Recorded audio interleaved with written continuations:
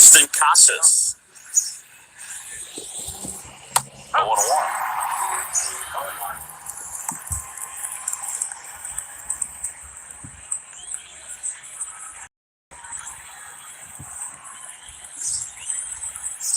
Kicks and deals. Right side, hard hit.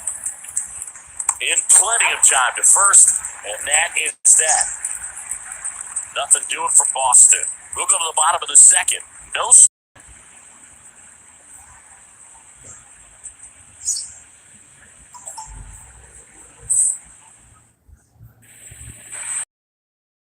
Cody Bellinger. Cody Bellinger, no big stage. He played in the 2007 Little League World Series. He's the 14th player ever to play in both the Little League World Series and the Major League World Series. The wide to kick the pitch. Now one miss. One of the things you see every once in a while with a special talent is a guy who gets to the big league super fast. Chris Sale falls into that category. 13th overall pick in 2010 by the White Sox, and he debuted 60 days later at the big league level.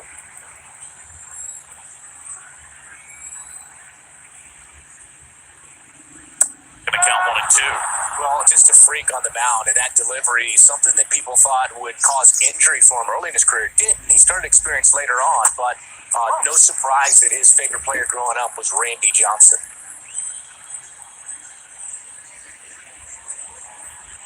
Swings and misses. It's a strikeout. Slider got him for strike 3. No, that slider down and away. It's just kind of a slow death. With 2 strikes you're looking to protect, and halfway to the plate, you know you've committed, and you know you're going to have no chance of touching it. Tell you what, sometimes you have to tip your cap. Trey Mancini, the next to hit, takes ball 1.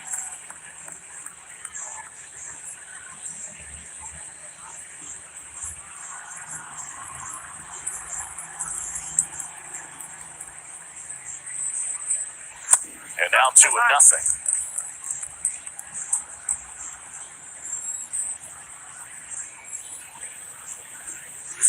And that's outside. Second inning here, no score. And that's ball 4. Well, he tried to nibble right there and just missed his spot. Hitter didn't offer at it. Now he has somebody to worry about over at first. Now it's Yan Gomes.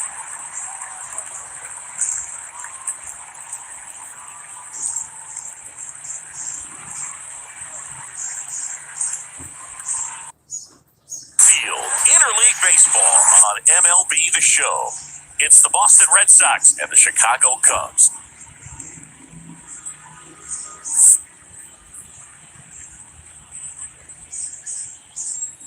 First pitch coming your way next.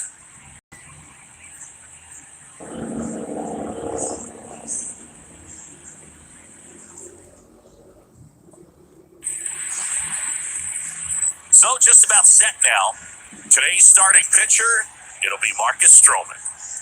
He's a dominant pitcher, but he can get a little too relaxed second and third time through the order and miss his spots. That's where we see him get touched up. If he maintains the same intensity that he has in the first inning and the second inning, I think we'll see him hand the ball over to his closer.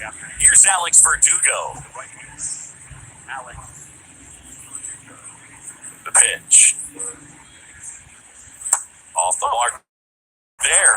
And that's how this game gets started.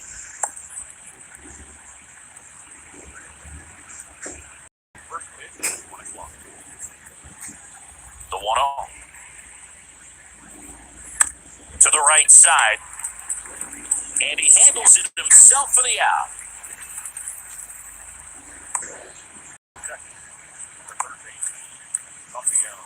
Here's Rafael Devers.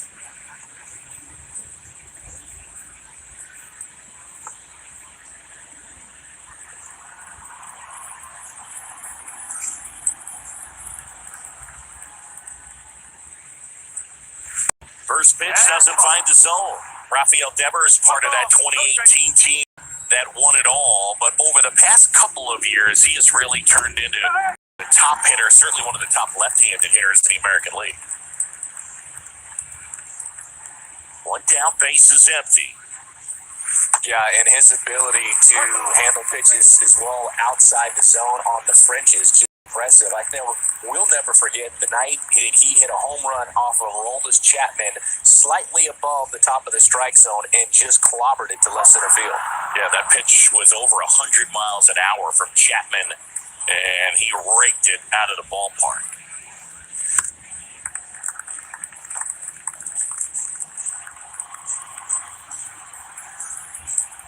Two now.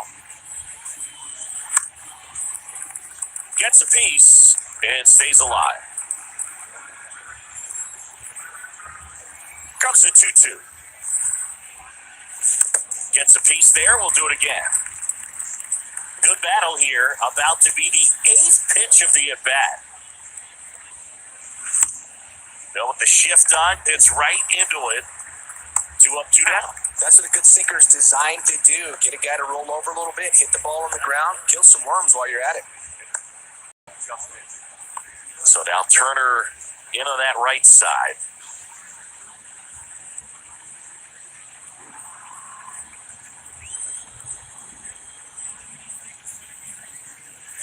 And the first pitch misses for ball 1.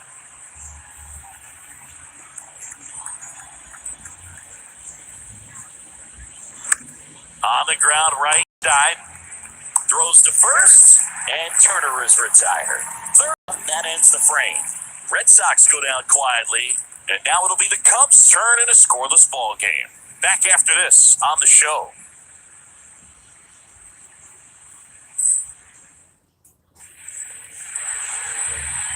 Back here at the friendly confines. And starting this one, Chris Sale. What do you have on him, Siggy? Sale's a strikeout pitcher, and the thing about it is he'll throw strikes early, but then start teasing the zones, and that's what the great ones do. You got to make sure you elevate him, get him out over the plate. That's the only way you're going to have a chance. Here's Nico Horner. We talk about guys with good speed, and definitely he has it. But pushing the offense aside for just a second, Chris, it's the defensive side that I think the speed factors in the most. That one's in there. That's strike 1. Well, he gets to balls that get by most people at that position.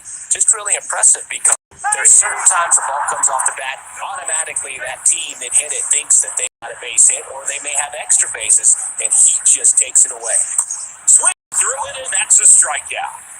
Very frustrating right there as a speedy potential base runner when with 2 strikes you just struggle to put the ball in play. You don't even have to get a hit at that point. You can help your team just by reaching on an error, but some way you got to find a way to shorten up the swing and put the ball in play next time.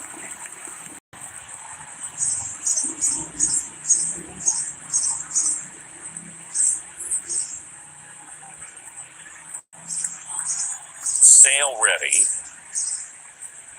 That one finds the zone, and the count 1-1.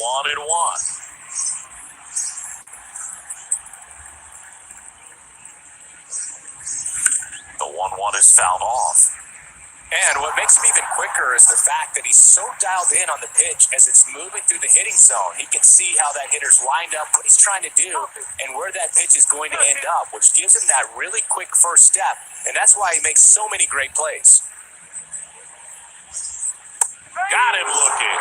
Ball strike 3 and a fastball up in the zone. Well, anytime you can punch out the top 2 guys in the lineup to start an inning, you got to be feeling pretty good out there on the mound, because when you think of just having a distraction, table setters on the base paths, and all of a sudden you're dealing with a number 3 hitter, any distraction can cause you to serve up a cookie, and instead of it being a solo shot, it's a 2 or 3 run homer. Yoshida makes the play, and it's out number 3. Second inning coming up here at Wrigley. No score.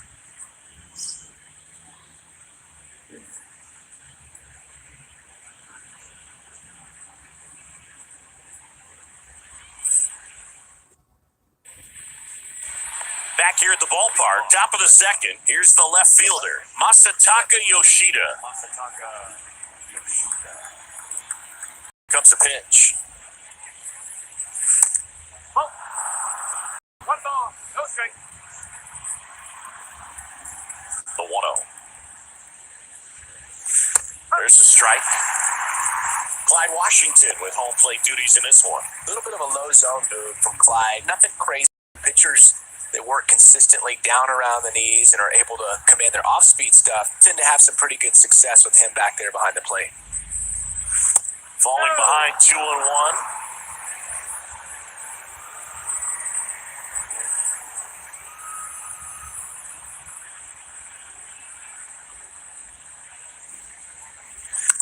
And he hits a ground ball right side. Tosses to first. Leadoff man retired here in the second.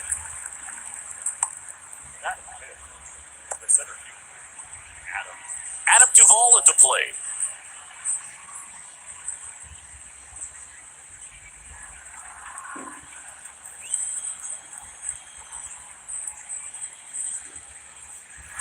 First pitch, and that's in for a strike. Stroman, a former All-Star. He features a sinker, a slider, a splitter, cutter, and he works in a four-seamer.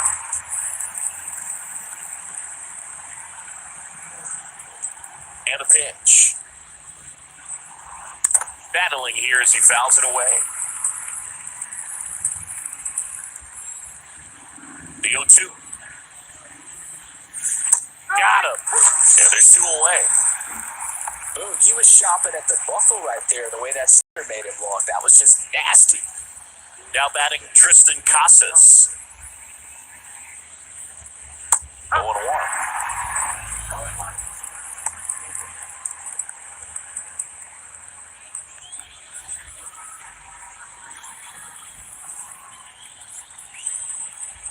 Kicks and deals. Right side, hard hit. In plenty of time to first, and that is that. Nothing doing for Boston. We'll go to the bottom of the second.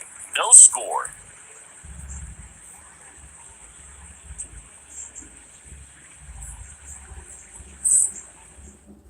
And welcome back. Here's Cody Bellinger. Cody Bellinger, no stranger to the big stage. He played in the 2007 Little League World Series. He's the 14th player ever to play in both the Little League World Series and the Major League World Series.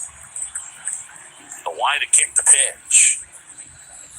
That one missed.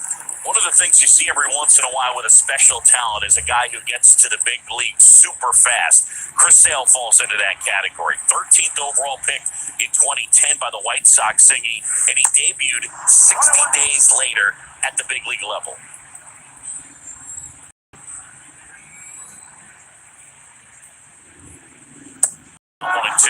Well, just a freak on the mound, and that delivery, something that people thought would cause injury for him early in his career, didn't. He started experience later on, but no surprise that his favorite player growing up was Randy Johnson.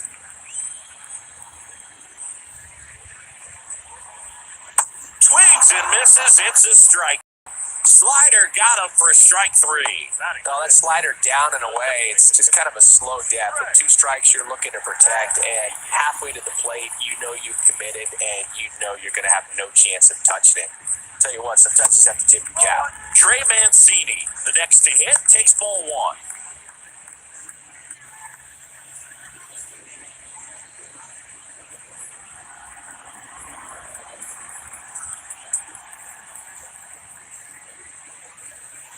And now 2-0.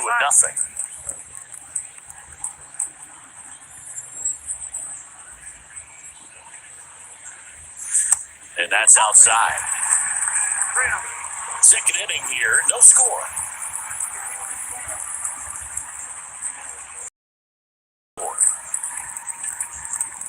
Well, he tried to nibble right. Just missed his spot. Hitter didn't offer at it. Now he has somebody to worry about over first. Now it's Yan Gomes.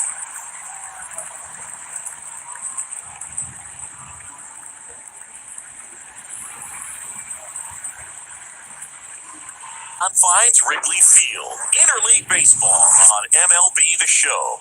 It's the Boston Red Sox and the Chicago Cubs.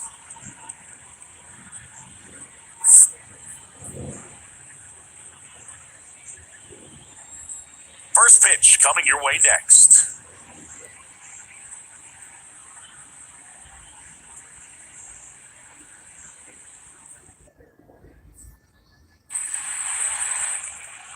So just about set now. Today's starting pitcher, it'll be Marcus Stroman.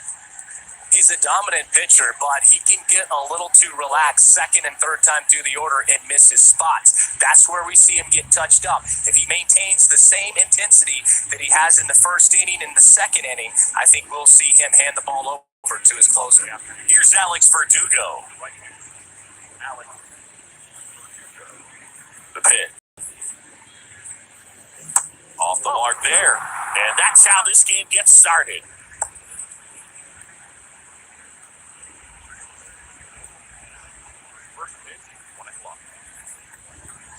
The 1-0. To the right side. And he handles it himself for the out.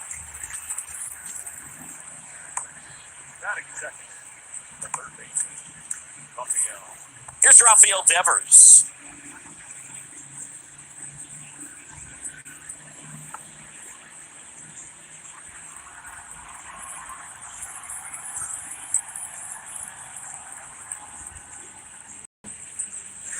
First pitch doesn't find the zone. Rafael Devers, part of the 2018 team that won it all, but over the past couple of years, he has really turned into one of the top hitters, certainly one of the top left-handed hitters in the American League. One down, base is empty.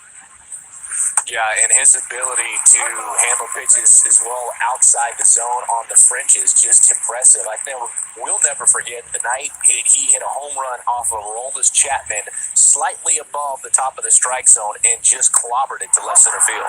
Yeah, that pitch was over 100 miles an hour from Chapman, and he raked it out of the ballpark.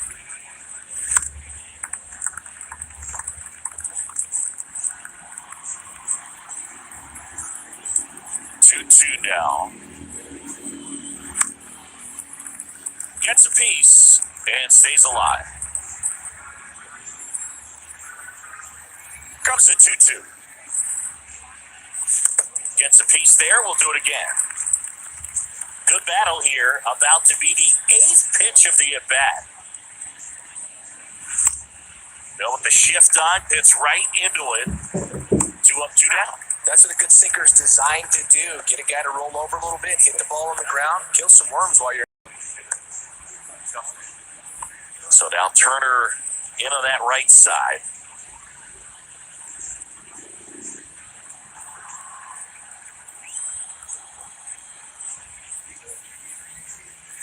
And the first pitch misses for ball 1.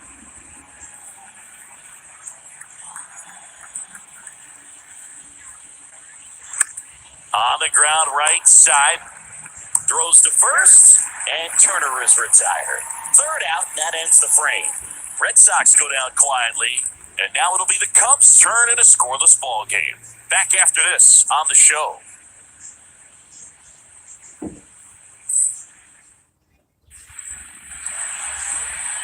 Back here at the friendly confines. And starting this one, Chris Sale. What do you have on him, Siggy? Sale's a strikeout pitcher, and the thing about it is he'll throw strikes early, but then start teasing the zones, and that's what the great ones do. You got to make sure you elevate him, get him out over the plate. That's the only way you're going to have a chance. Here's Nico Warner. We talk about guys with good speed, and definitely he has it, but pushing the offense aside for just a second, Chris, it's the defensive side that I think the speed factors in the most. That one's in there. That's strike 1. Well, he gets to balls that get by most people at that position. It's really impressive because there's certain times the ball comes off the bat, automatically that team that hit it thinks that they've got a base hit or they may have extra bases, and he just takes it. Swings through it, and that's a strikeout. Very frustrating right there as a speedy potential base runner when with 2 strikes, you just struggle to put the ball in play. You don't even have to get a hit at that point. You can help your team just by reaching on an error, but some way you got to find a way to shorten up the swing and put the ball in play next.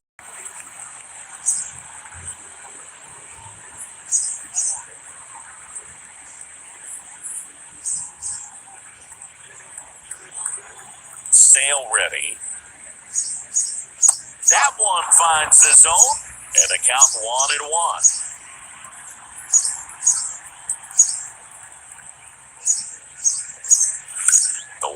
is fouled off. And what makes him even quicker is the fact that he's so dialed in on the pitch as it's moving through the hitting zone. He can see how that hitter's lined up, what he's trying to do, and where that pitch is going to end up, which gives him that really quick first step. And that's why he makes so many great plays. Got him looking. Called strike 3 on a fastball up in the zone.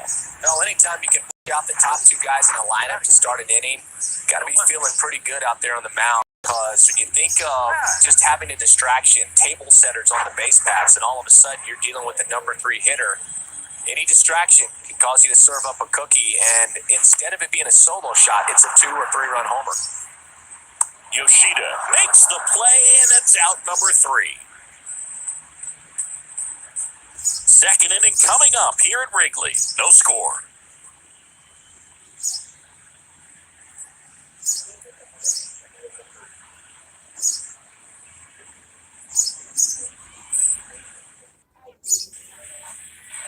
Back here at the ballpark, top of the second, here's the left fielder, Masataka Yoshida. Here comes the pitch. 1 ball, no strike. The 1-0. There's the strike. Clyde Washington with home plate duties in this one. A little bit of a low zone move. Nothing crazy, though. Pitchers that work consistently down around the knees and are able to command their off-speed stuff tend to have some pretty good success with him back there behind the plate. Falling behind 2-1.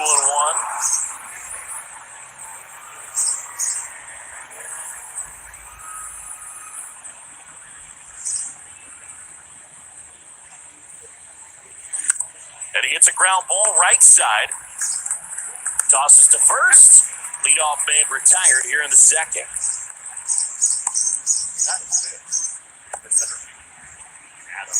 Adam Duvall at the plate.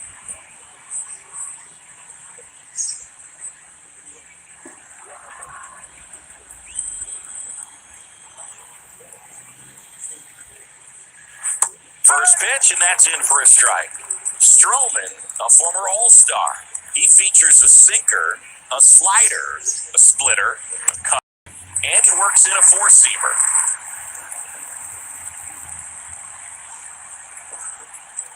And a pitch. Battling here as he fouls it away. The 0-2. Got him.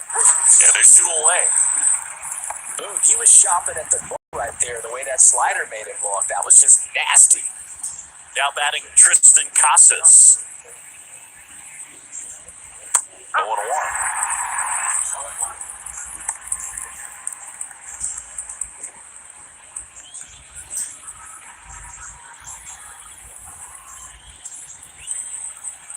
Kicks and deals. Right side, hard hit. In plenty of time to first, and that is that. Nothing doing for Boston. We'll go to the bottom of the second. No score.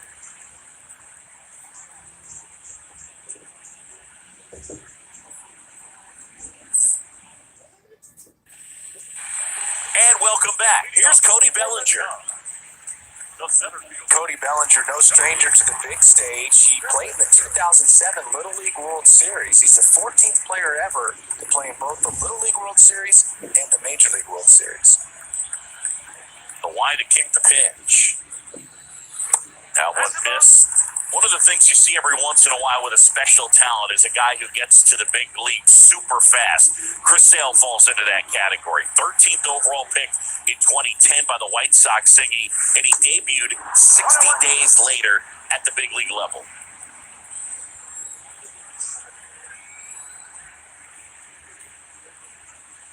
Gonna count 1-2.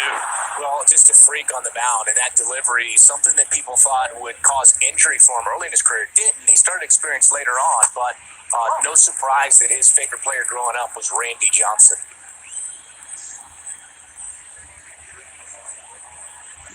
swings and misses. It's a strikeout. Slider got him for strike 3. No, that slider down and away. It's just kind of a slow death. With 2 strikes, you're looking to protect, and halfway to the plate, you know you've committed, and you know you're going to have no chance of touching it. I'll tell you what, sometimes you just have to tip the cap. Trey Mancini, the next to hit, takes ball 1.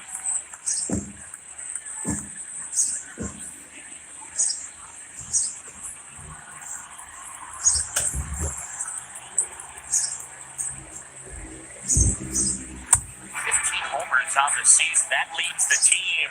He and his double play partner, Nico Horner, will try and lead the Cubs to a win against the lefty James Paxton.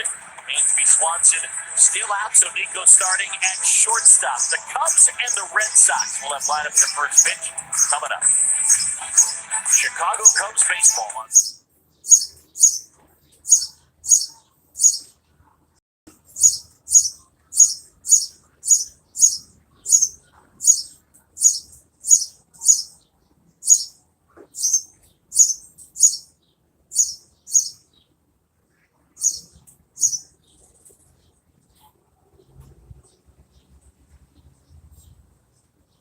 62 games, the full Major League season.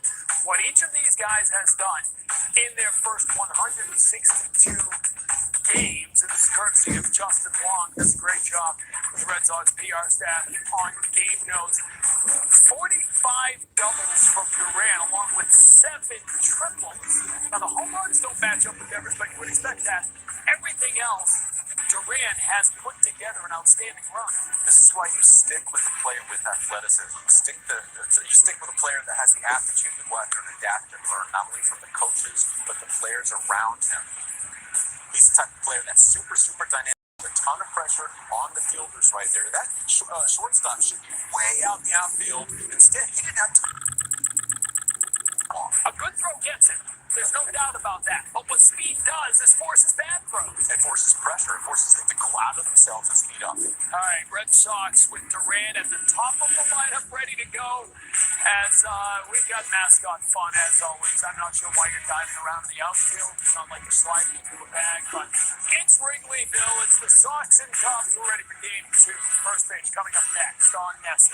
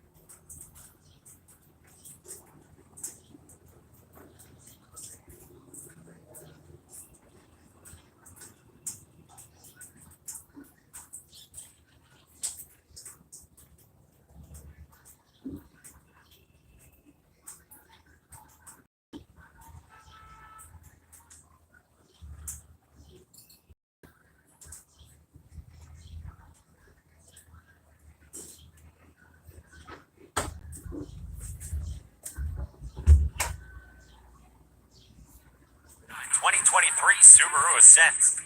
WB Mason, refresh your workplace break room with who but WB Mason. And by Plymouth Rock, the official auto and home insurance provider of the Boston Red Sox, who are in Chicago with a 49-43 record on that 6-game winning streak. And winners of 9 of their last 10 just about set to go from Wrigley Field. Cody Bellinger, a couple of home runs yesterday for the Cubs in a game in which the ball was absolutely flying. You've been scanning the wind so far. What's the report? Well, we got a little bit of left foul pole to right foul pole, maybe more out to right field, but not as windy as it was yesterday. I mean, especially in that late inning. That got crazy. That was wild. It was apocalyptic for a second. We stuck it out and got it all finished. Kenley Jansen finished it off with another save, and the Sox grabbed a win. So ready to go. Let's get to the Red Sox lineup, brought to you by Plymouth Rock. Jared Duran leads off. He's in center today. Masataka Yoshida had been the DH. He's in left. Justin Turner, you heard from Jemai, was in second yesterday.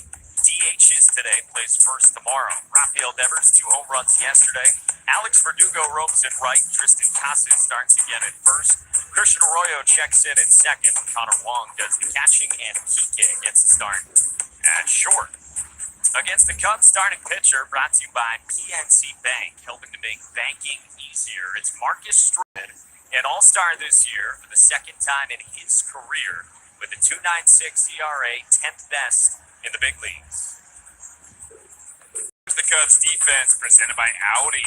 We got Wisdom at third, Warner at shortstop, Morel at second, Mancini at first, Happen left, Bellinger field, Suzuki in right field, and the battery. Stroman doing the pitching, Gomes doing the catching.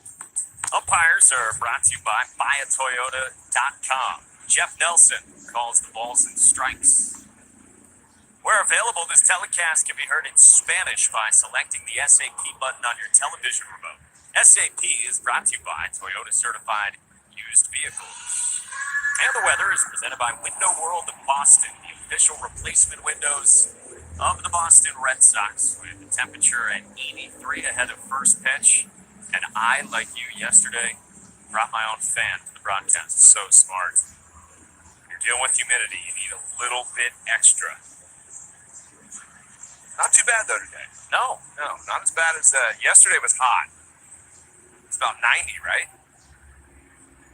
Then it cooled off with a little rain. But man, it's sticky here. Alex Cora in his pregame comments today down in the dugout, he kept harping on the weather. He said the ballpark played very small yesterday with how warm it was, and it's going to be more of the same down the stretch. Respect for the Red Sox. TC and Lenny showed you the standings. They took you through the stakes for the Sox. Now even with the Yankees, 2 games back of the Blue Jays, and Houston as far as the wild card goes. Jared Duran climbs in against Marcus Stroman. Winds, deals, and away we go.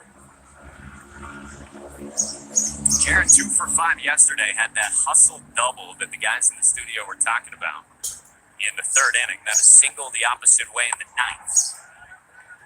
Jared said after the game, I saw that Ian Happ wasn't even looking to see me running, so I was like, all right, here I go.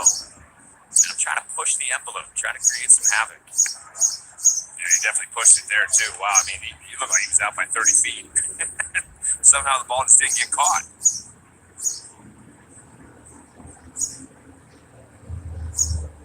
Stroman's 3-0. Is Strike. yeah, Stroman not a big guy, around 5'7", but he can pitch. I mean, he's going to find a way to get you out. Against right-handers, more the sink or slurve, and then it's a kitchen sink to lefties. On the ground toward Christopher Morel. Stroman does a lot of that. That's how he gets his first out this afternoon.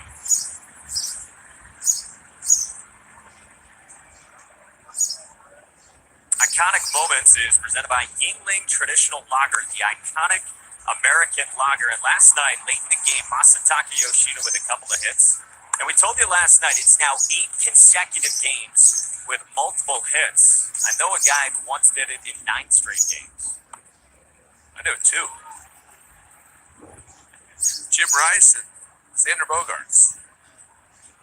I guess the other one would be myself. Yes. And I had no idea last year when they told me this either.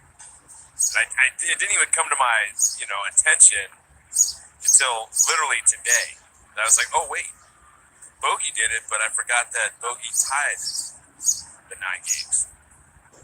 It was late in the year last season, and now here in the middle of July, Massa, who by the way is celebrating a 30th birthday today, is trying to join you guys, as he saw in the note from Alex Spear.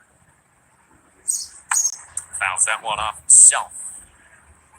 Yeah, and the way he did it yesterday was pretty cool too, because it came down, it was getting late, what was it, the 7th inning? He got up and I think he just perfectly placed that ball in between 2 good outfielders, Ian Happ and Cody Bellinger, and they both just kind of said, nope, I'm not going to go, at the last minute, I'm not diving, drops in, and then just flicked the ball on the left. He strikes out here on the pitch he thought was off, and Stroman's got 2 down here in the first. Yeah, that looked a little off too, judging by the Amica strike zone. And that's what he does really well. I mean, he is not going to swing outside that zone a lot. I mean, he will. I mean, he's going to commit. Every guy commits outside the zone with some nasty pitches, but he commands that fastball really well. If it's just a ball off, he's taking it. And you're saying that like command in the sense of a hitter, like commanding the zone the way we typically think of that verb with pitchers. Correct. Yeah, you're commanding in the sense of you're taking away. Like you watch enough of the pitchers, you look into what they do. Hey, what side of the plate they're going to, and you know that pitch and that movement from your eye is going to move off the plate just enough. And then there's some days you're just off. You think, hey man, that ball looks a little down and it stays up. So you got to kind of have to go back in the dugout and kind of compare with those iPads and say, well, I guess my sights are a little off. That ball that looks down, I got to go now and commit to. Well, that was down to Justin Turner from Marcus Stroman. 2-1 the count.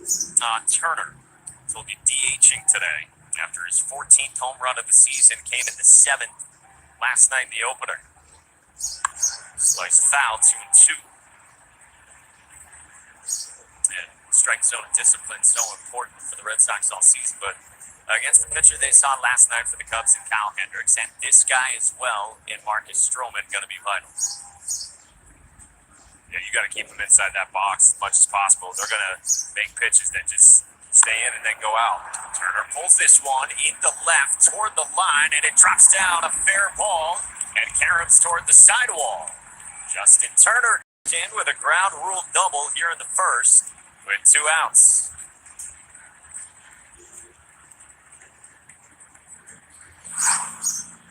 Yeah, kind of odd the way he hit this. The ball's in. He kind of hooks it a little bit. Usually, the swing he had right there, you're kind of staying through it, but just hooked it enough and got off the end of the bat. Luckily, just stayed fair there for the ground rule double. Put him in scoring position for Rafael Devers off those 2 home runs and the 3 hits that we showed you yesterday. Rafa's now on pace for 39 home runs and 127 RBIs. Yeah, it's incredible. I mean, everyone looks at the batting average. Throw that out. When you have 30 homers and 100 plus RBIs, I mean, top in the league in a lot of different ways, and you don't really worry about the average. I think the big one for me in the last 15 games is that 9 walks and 9 strikeouts. He's always going to have more strikeouts than walks, but when you can go through those series of keeping it kind of even, 50-50, that's when you know he's doing a lot of damage at the plate. What does that tell you about him as a hitter? Well, it's like what Alex Cora was talking about is sometimes Rafi, he's so good at getting the pitches outside the zone, he overly commits and gets too amped up. So that's close. Back toward us. And I think a lot of times the velocity at the top of the zone gets him on fastballs because he's over swinging at it. He's not being smooth and easy. Yesterday we saw that. He was very smooth, very easy. And the ball just jumps off his bat. As a hitter, you don't want to try to generate the power. You want to allow the pitcher to generate the power for you. 2-2 to Rafi. And so he lays off a pitch up like that atop the zone. And that's the key, because that's not a pitch he likes to handle a lot. At the 90-mile-per-hour range, he's good. Anything about that 95 up, fouls it off, or swings and misses. Saw Doogie next. 3-2. Devers on the ground, up the middle, and Nico Forner from short throws out Rafi, and the Sox lead Turner.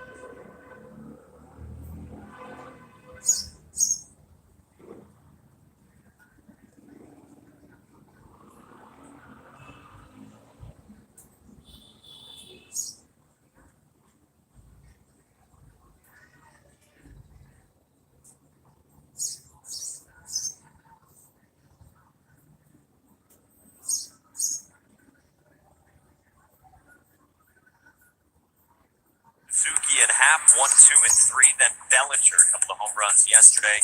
Yan Gomes, Trey Mancini, and 7, 8, 9 for David Ross, Christopher Morel, Miguel Amaya, and Patrick Wisdom.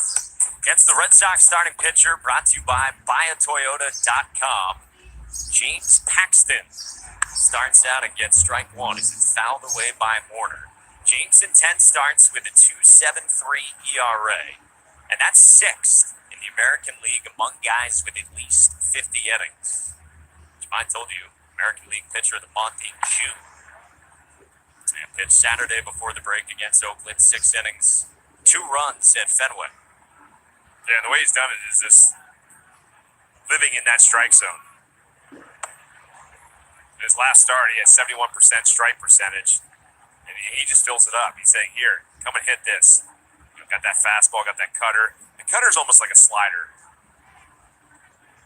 You know, if I'm a hitter and I'm watching the video and I'm saying, hey, if I see this, I'm saying it's more a slider than a cutter.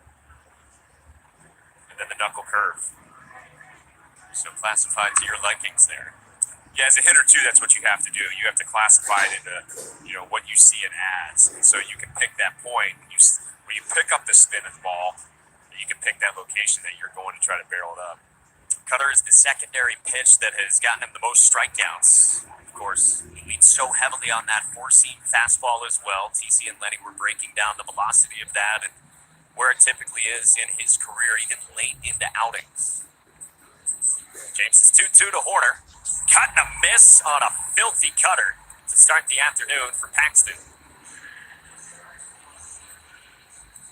Well, let's take a look at the Red Sox defense.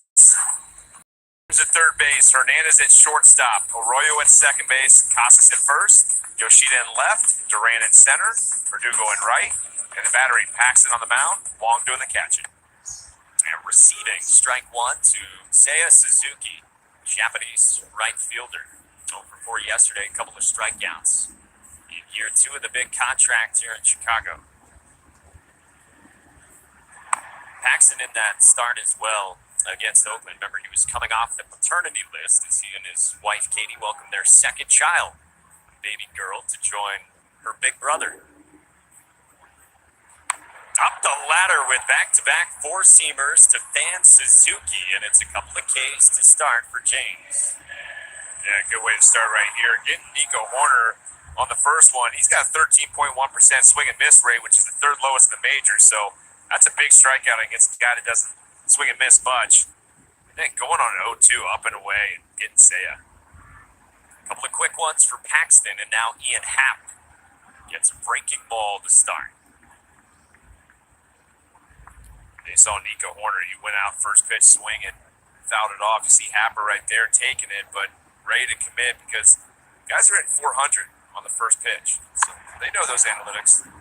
Well, on the second pitch, Happ grounds out to Christian Arroyo, and quick work for James Paxton.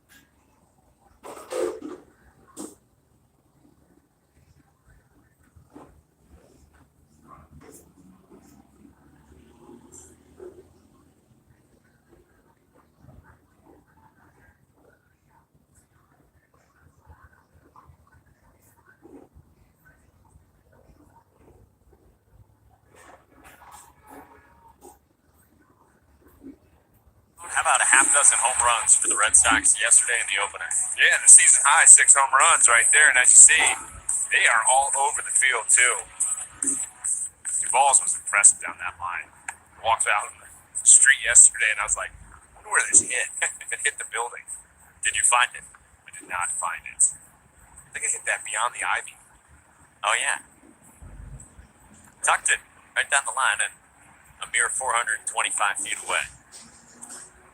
Yeah, you know, back in the day, Glenn Allen Hill, I think, hit the farthest home run here, which probably would have hit the scoreboard now. That scoreboard wasn't present, but I remember there was a huge Budweiser on the rooftop over there.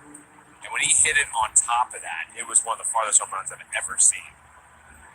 It's a good one to pull up if you ever. Probably has it on YouTube or something like that. If you're just surfing around. Glenn Allen Hill hit one here that was just incredible how far it went. Well, Sox in the top of the second with Alex Verdugo, who stays alive against Marcus Stroman. It's funny how our brains and mouths associate ballpark advertisements. Oh, yeah. Like, so strongly with the ballparks themselves. Like, for me, it's growing up in Massachusetts, the Coke bottles. Oh, miss the Coke bottles. Yeah, I always remember, you know, growing up as a kid, WGN was, you had TBS, right? You had WGN were like the only games that were really showing in a lot of ways. So every single time you see that Budweiser out there. 2-2. You get into a dangerous game, though, when you start talking about advertisements on a broadcast. I know. You got to keep everyone happy. You don't want to wade into dangerous territory. Yeah, that's definitely not the reasoning for it. There was a red and white sign, I should have said, out there. Throw-ins, 2-2 forthcoming. And Verdugo takes. Sox force Stroman into 21 pitches in the first and a good plate appearance to start already 7 deep for Doogie. I mean, the Red Sox have a really cool LL Bean one, but the Reynolds wrap on the tarp here is a pretty funny one. Verdugo strikes out. Second K for Stroman, and there's one gone.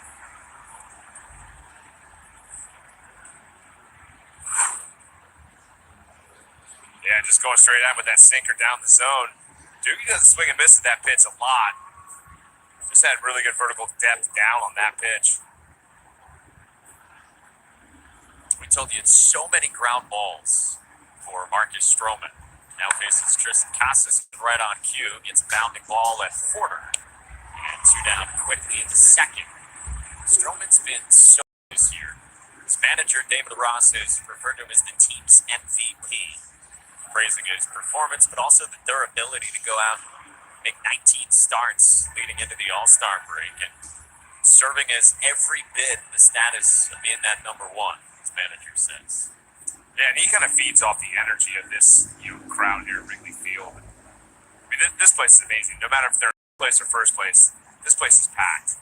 They got an amazing fan base that's coming out, having a good time, out in the bleachers and stuff like that. But you can even see when he walked out to get ready and warmed up in the bullpen today, just clapping and feeling the vibe of the fans. Ball on a strike to Christian Arroyo. Yeah, David Ross says that Marcus Stroman is a star that likes to shine bright. And says the thing I like most about him is the confidence he pitches with. David Ross said, I wish I had more of that self-confidence myself when I was a player. Yeah, I mean, that's the hard part too, right? Like, there's a balance of what people think is cockiness and confidence, and whatever works, right? At the end of the day, you're trying to help your team win as an individual. You're trying to go at it and do that. And I think sometimes, your confidence or your cockiness rubs somebody the wrong way. But he goes out there, he does his thing, and he even says, hey, you get a home run off me. I don't care what you do.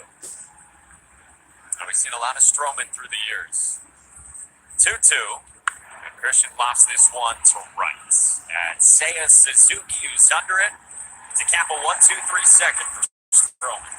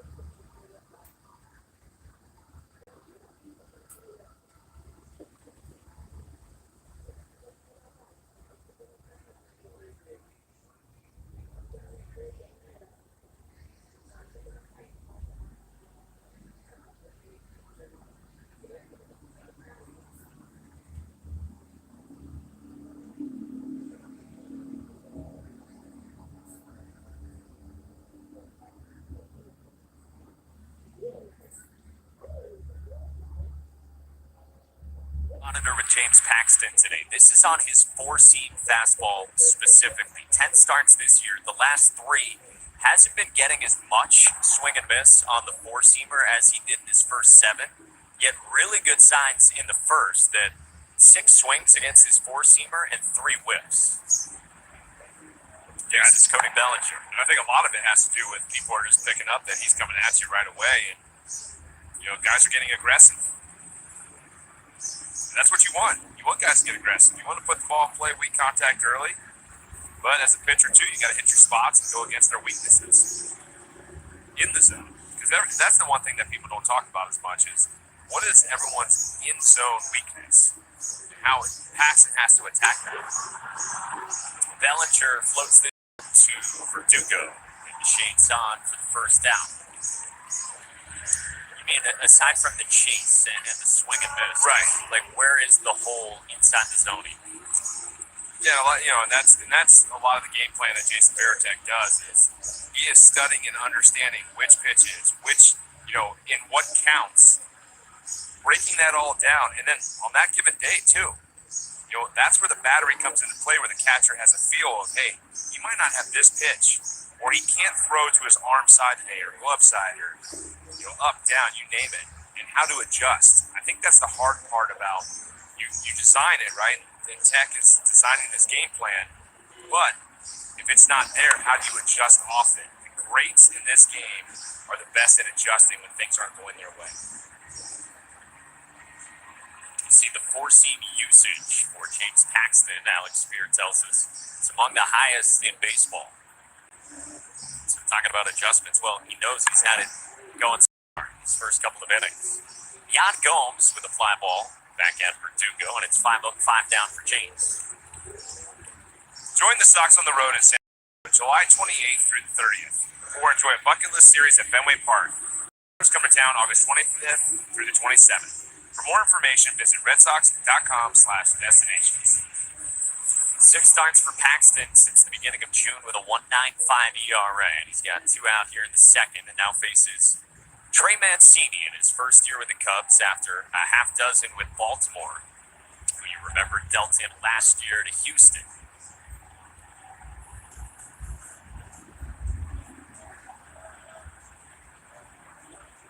Paxton's 1-0 up the ladder at 96. Yeah, I like that too, going that knuckle curve to start, trying to change it up a little bit. Back-to-back fastballs elevated. Yeah, kind of a show me try to get this knuckle curve over. Vinci likes the fastballs, so I'm just going to try to dump one in there, try to get that easy first pitch strike and then attack. Got that swing and miss, that 96 up and in. And tried to back foot a cutter. Oh, Willie Harris. Look out, Willie. How do you do? Man, he was a funny teammate to say the least. Yeah? Oh, he was hilarious. 1-2 again, and Mancini strikes out. 3 Ks in 2 perfect frames out of the gates.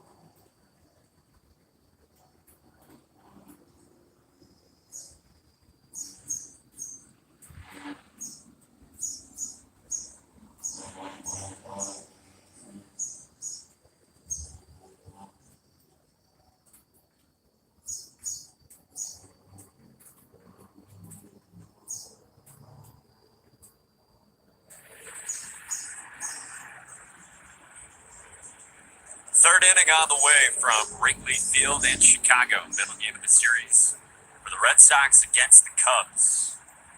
8-9-1 for the Sox, starting with Connor Wong, playing in a 21st straight game and facing Marcus Stroman. Connor 0 for 4 yesterday with a couple of Ks. I don't think anyone was as happy as Connor Wong to see the All-Star break with all the action he's been in. He has said to Alex Cora that with all this usage for him, a lot of night games has helped him out.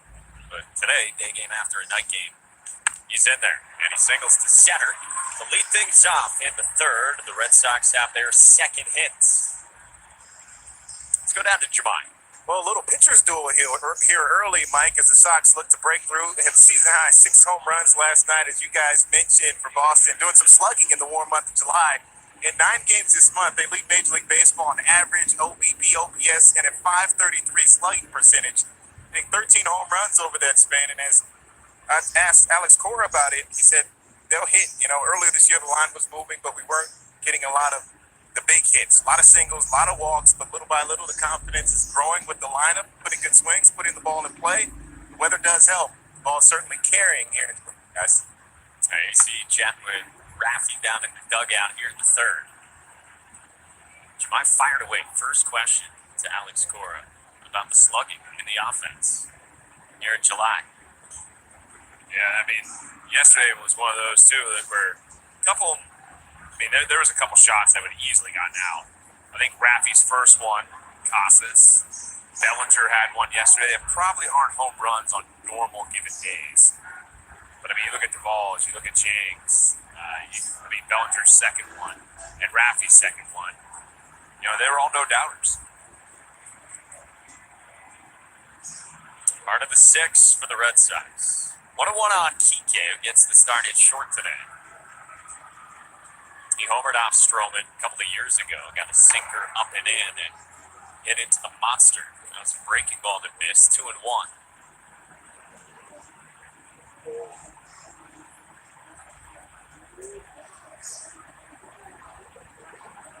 Stroman has scuffled his last 3 starts coming into this afternoon. He needed the break as well after a lot of usage. Kike tries this one to center, and it chases Cody Bellinger back to make a running catch for the first down.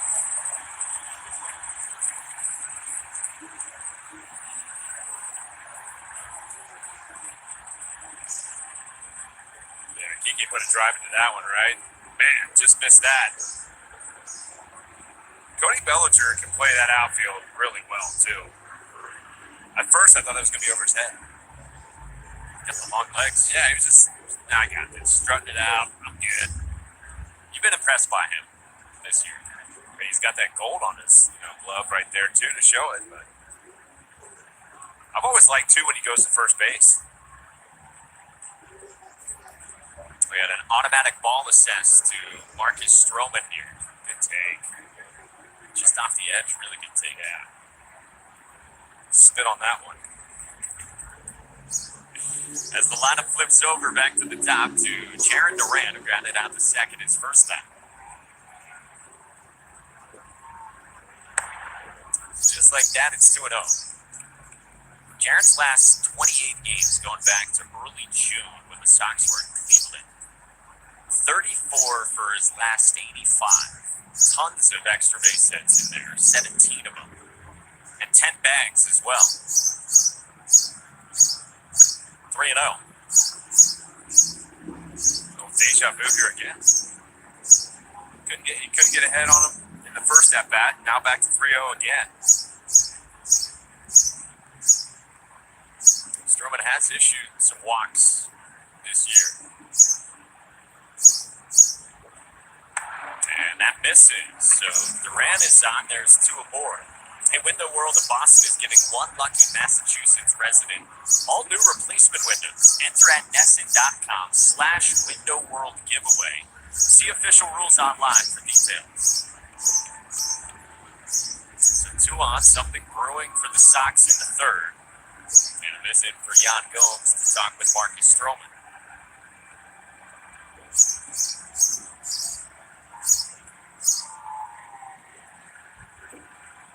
up Masataka Yoshida, who struck out on a pitch he thought was away his first time. On a sinker from Stroman. As we told you, on Masa's 30th birthday, apparently he told Alex Cora that he feels young. He looks it. I mean, when he gets up to, the way he's been playing, the way he's been hitting, he looks young and ready for any challenge ahead of him. I think the biggest challenge right now is Stroman. He's at 45 pitches. This is 46th. He's got the heart of the order here after giving the walk up to Durant. Starts with a well-located sinker for strike one. Yeah, and as a hitter, too, in these situations, you got to make him work. You got to stay within yourself and what you're looking for, because the pressure's on him right now. How would you do it if you were facing Stroman, knowing his arsenal and his strengths? Well, the big one is you got to see it up, right? He's going to utilize that sinker. Anything that comes out of that hand, you got to look out over the plate as a righty. Anything that's starting on that inner half, probably going to break off the plate, and then it's just a height, seeing it out of hand to the right height and adjustment, and then the slurve. He's going to utilize that on the outside corner, so you got to hunt out over the plate. Yoshida foul, that was out over. That's what you're hunting, right? And the lefty's the same thing. He's going to utilize that sinker. He's probably going to go back and forth with that to righties and lefties, but probably try to front door some to Yoshida, but these kind of guys, you just got to see the ball up a little bit. Don't let them get you to ground out. And Stroman, as we've said, does a lot.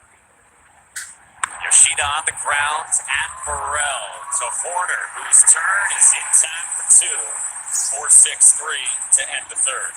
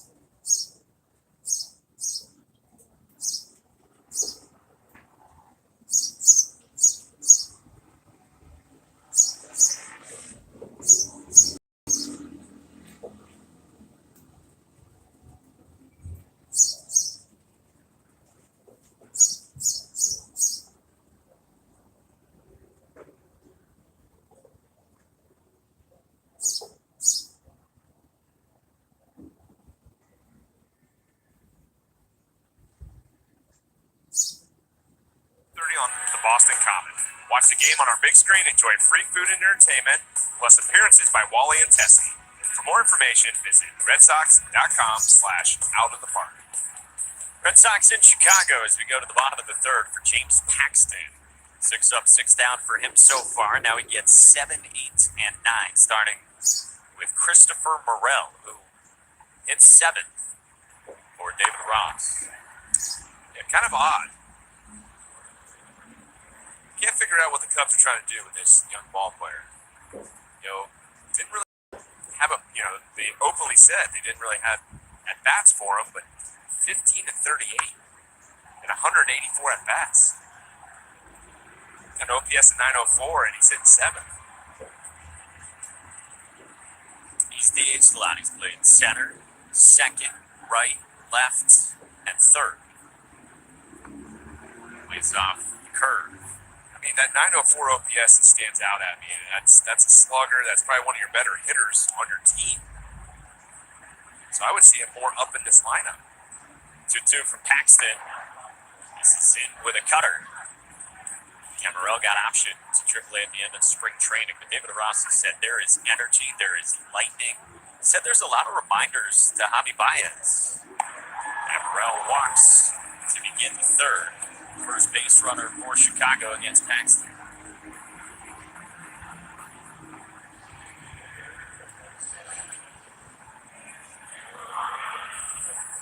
So a man aboard. And now Miguel Amaya, 24-year-old catcher, DHs today from Panama. Made his big league debut back in early May this year. He had skipped AAA. They really like him. Drops in another one of those curveballs just to start out and steal a strike. Yeah, he's been a big prospect for them since he was just a little puppy. Getting drafted, coming over to the States. But I'll tell you, he's been impressive. The one. Hits the front left foot of Amaya on a cutter. Then Paxton yanks. So the first two have reached via walk and hit batter to start the bottom of the third.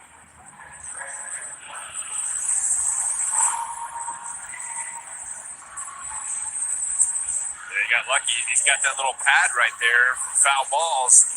You're not expecting it to have that pad on there for the foot for getting hit by a pitch. More so foul balls. Yeah, that's all for foul balls. I don't think anyone's ever said, I think I might get hit with a pitch right in the foot today. That'd be some kind of foreshadowing. Here's Patrick Wisdom. And he does square. You saw Alex Cora had signaled the fists coming together. He wasn't expecting that. Oh, yeah. This is the type of hitter, though. Wisdom's he's a power hitter. He's going to strike out a lot, going to hit you some homers. Give him the bunt. Let him bunt. Casas creeps all the way in, and now Wisdom swings away on the second offering. Yeah, it's okay for Casas to come in because you're probably thinking, hey, he's probably not going to hit the ball to the first base side like that. So it's going to pull him in just in case. I'd go back now, not worry about it. But definitely Devers, don't worry about it. You don't want to allow him to dictate by trying to pull a ball hard and getting by you right now with a runner on second base. Up high from Paxton. He falls behind the 9-man Wisdom 2-1. I think it's always smart for a hitter like Wisdom to do something like that too. Pull the infield in a little bit and then try to shoot it past him. Casas backs up. And Paxton delivers. Attempt Wisdom there. And Big Maple right now is struggling right now to find the strike zone. Just one of those innings. Got to figure it out here and try to rebound and adjust, get it a quick out. It had been 22 pitches, the first two frames for James Paxton. Nobody out in the third. 3-1 to Wisdom. And a full count.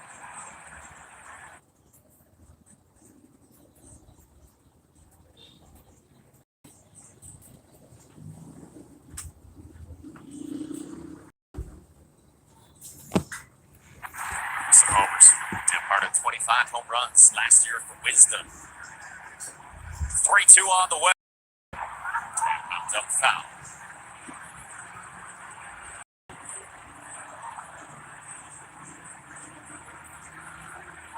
All fastballs from James Paxton to Patrick Wisdom.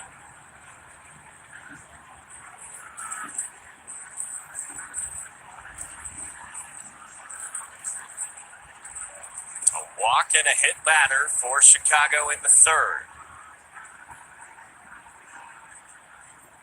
3-2 again. And the cutter misses and no swing. And the Cubs have him loaded against James Paxton.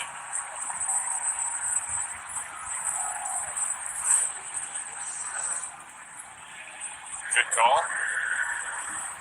How about the sanitaries? Patrick Wisdom's wearing, rocking. The what? The sanitary socks. Old school. Look at those things. You do not see that. The true stirrups. Yes. These socks underneath too. It's like crazy. Remember they used to have them where they were like sewn in. Yes. The only problem was they were so bad because sometimes they go above your ankle and you see a little piece of white above the shoe. He's got the good stash working as well. And worked the walk after running it full against Paxton. So a popped a visit from Dave Bush as the Cubs flip their lineup back to the top for Nico Horner. Struck out on the cutters, first time swinging. First pitch swinging.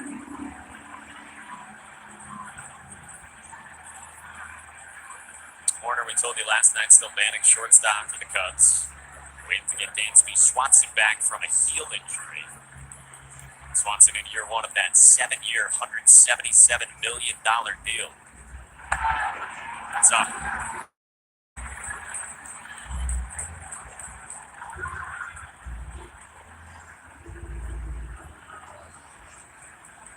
Good contact hitter, Nico Horner.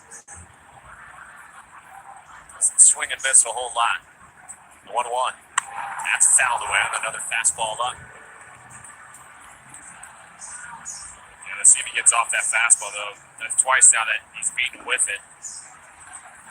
He's fouled it off, but they can make that adjustment. You want to speed him up. 19th pitch of Paxton's third. On the way. On the ground towards short. TK stabs. And the Cubs score. Couldn't get the ball to Arroyo at second. And the Sox fall behind here in the third.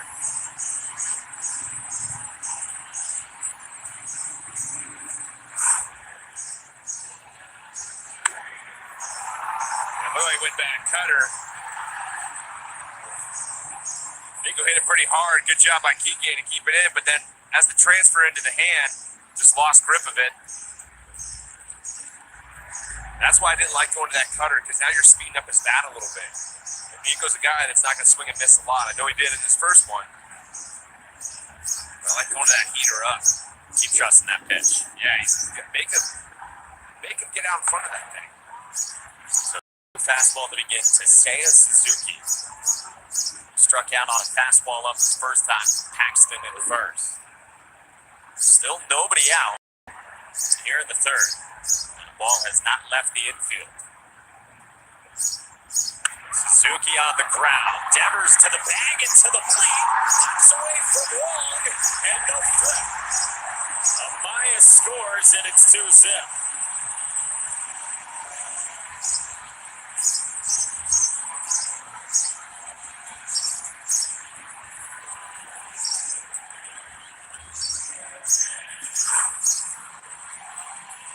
A good play by Raffy right here. Just the throw got a little too high. What should the footwork be like for Raffy? So Raffy got a little too excited right there, right? He threw on the run. You got to just calm down right before you hit that base. Just try to make a good throw. Not a fast runner into Maya too, so you get overly excited. That's a play. It's also the one where you throw across to first base. And a lot of third basemen are offline on their throw to first as well. So maybe a little bit to do, because that's not a very, traditional play for a third baseman in a lot of ways. But you got to settle down, utilize the base, and get in a good angle for throwing. Just kind of threw on the run there, and that's why that ball tailed off a little to his arm side. Only one out. Ian Happ the batter. And Maxson falls behind again, 2-0. It's so odd, too, how many third basemen, when they go to field a ground ball and touch third base, the next play is inaccurate. Do you practice it? You don't practice it that much. Some guys will, but Horner had it taken off. And he swipes third. It's bouncing all over the place on the Sox here.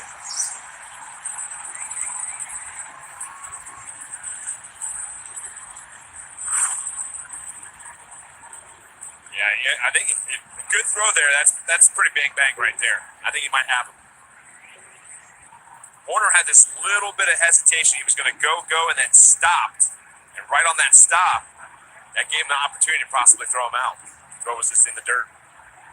And meanwhile, it's 3-0 on Ian Happ, infield in. He was swinging 3-0.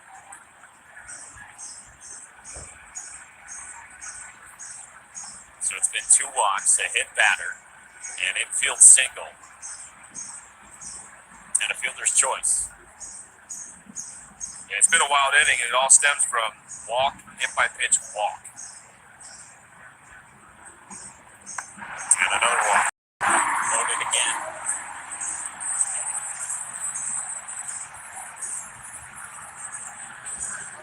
26 pitches deep into the third for James Paxton. Yeah, and you might be sitting at home going, hey, that's okay, open base, left on left. But I'll tell you this, a lot of lefties have had success against Paxton, and specifically on the fastball. He's got reverse splits this year and for his career, and Cody Bellinger has hammered lefties this season. Went up aggressively there, and a second look at Paxton. Flew out to right his first time leading off the second. Horner, Suzuki, and Happ aboard with the 1 out here in the third.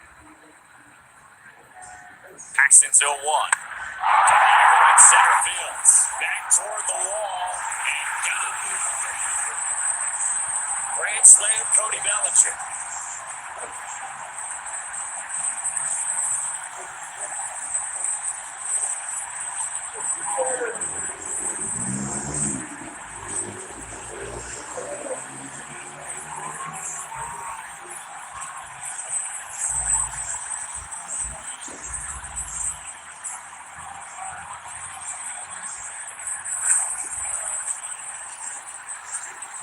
Wow. Long one in the fastball, up and in right there. Bellinger just puts a great swing on that thing for the grand slam. That's what we're referring to. For some reason, lefties have had success on that heater against Paxton. 8th career grand slam for Cody Bellinger, who entering this weekend had 9 home runs. And now, in about 19 hours, he's added 3 more. Little pitch count issue here? Or? I don't know. Jeff Nelson, home plate umpire, chatting with Paxton and Wong.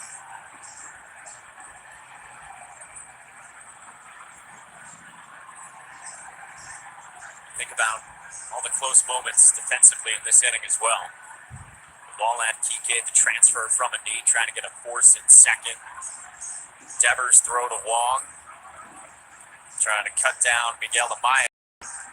And now Yan goes. This is running to left center on the first one of BC's.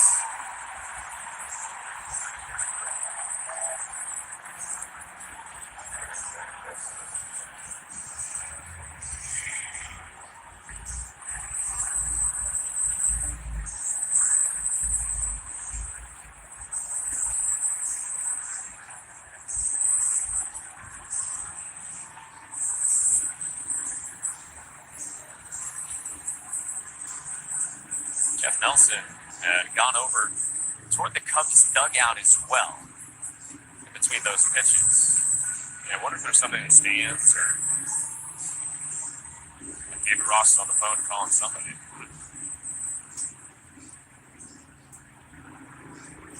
Well, in any event, 9th batter of the inning for the Cubs is Trey Mancini, who struck out his first time. And Paxton's first. He's cutter down for a whiff. Taylor Scott is up in the Red Sox pen after he was in the 9th inning yesterday before Tony Jansen took over for him to finish off that win. Back-to-back cutters. I'll tell you what, that bullpen when guys are throwing in there, we hear that sound. They sound like they're throwing 150 miles per hour. You hear it hit the glove, it's so loud. It's like an echo chamber in there. I feel like I need to go throw in there. Make myself feel like I'm throwing above 70. If we put up a radar gun behind you right now, what do you think you can max out at? Oh man, I have no idea. Probably 70, 75, I don't know. It's honestly not bad. I can throw BP. A lot of BP, but velocity was never my thing. Pretty accurate. Get accurate, have a good enough arm. Third base had a good enough arm. Just be accurate, get rid of the ball quick. You can do it. Did you see Adolis Garcia in the home run derby? Oh my, that's a cannon.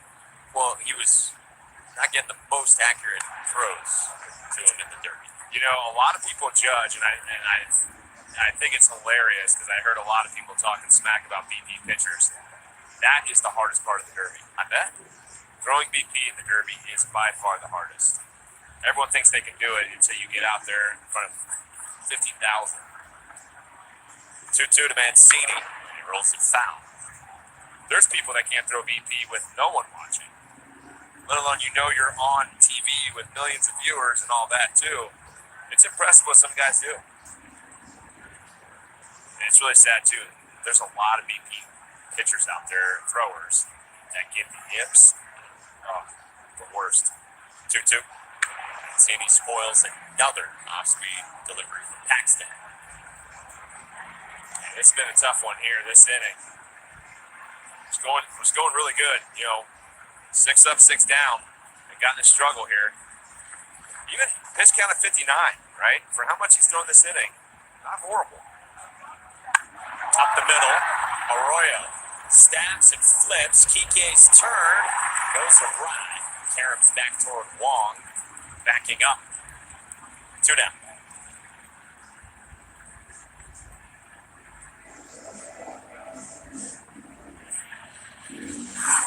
Yeah, it's good. Good stop by Arroyo here.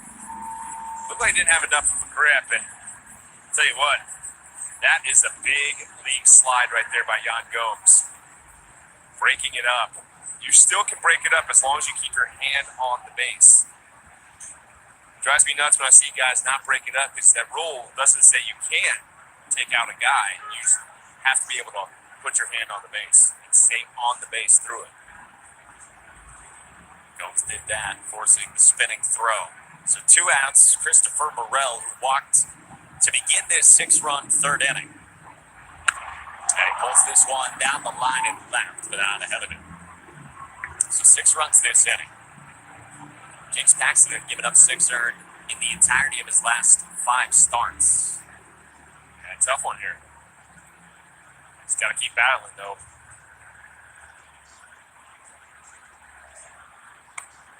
And that's called the ball on a backdoor cutter at the top of the zone. That's a good pitch. Looked like he caught the edge right there.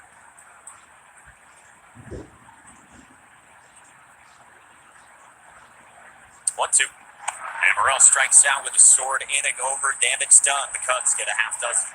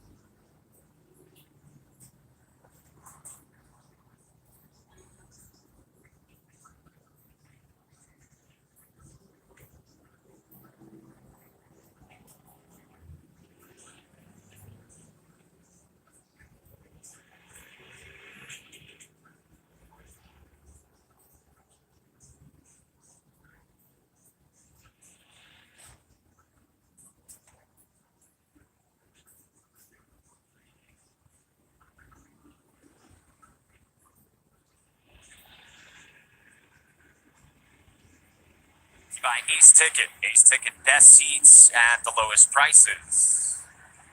6 runs against him in that third, and now the Sox in a hole.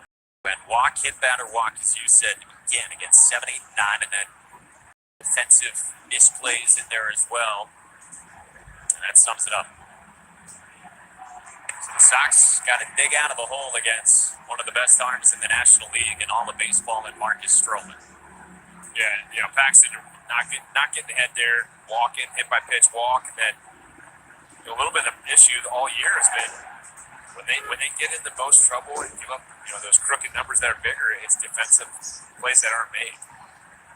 But that play by Raffy, changed a little bit. Kike's was a tough one. Probably would have got him if he cleanly transferred it in. And so that'd be a force in second, 1 out, third, a run in. Then the ball to Devers. Then you get the ball to Devers, might turn the double play. Get into For first. 5-4-3 because it was right at him. But there's a lot of what ifs there. But that's the big thing that Alex Cora talks about is cleaning up the defense. Because when the defense is playing clean ball, this offense can generate runs. Even when you drop down 6-0, they give themselves a chance to come back. Turner into the gap in right center field and back toward the wall and off the base of the ivy. Turner speeds into second with his second double of the ball game, and that's how the Sox begin the fourth.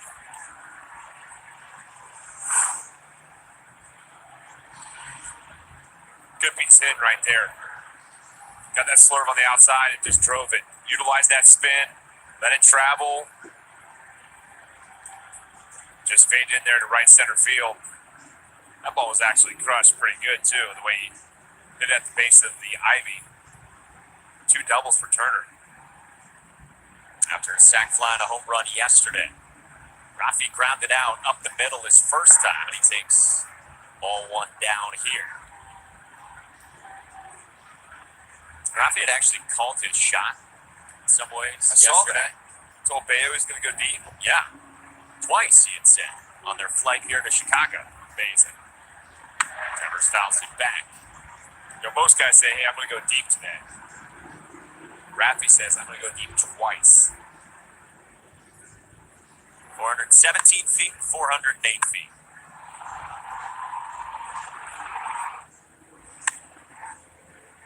Yeah, that second one was a no-doubter off the scoreboard. The first one carried pretty good with the wind.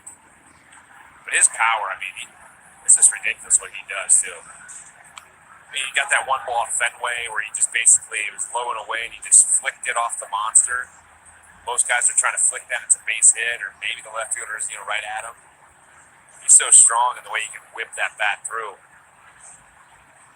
And backspin it with the best of them. 2-1 to him. On the ground towards short, and Horner was shaded up the middle for the first down with Turner to third.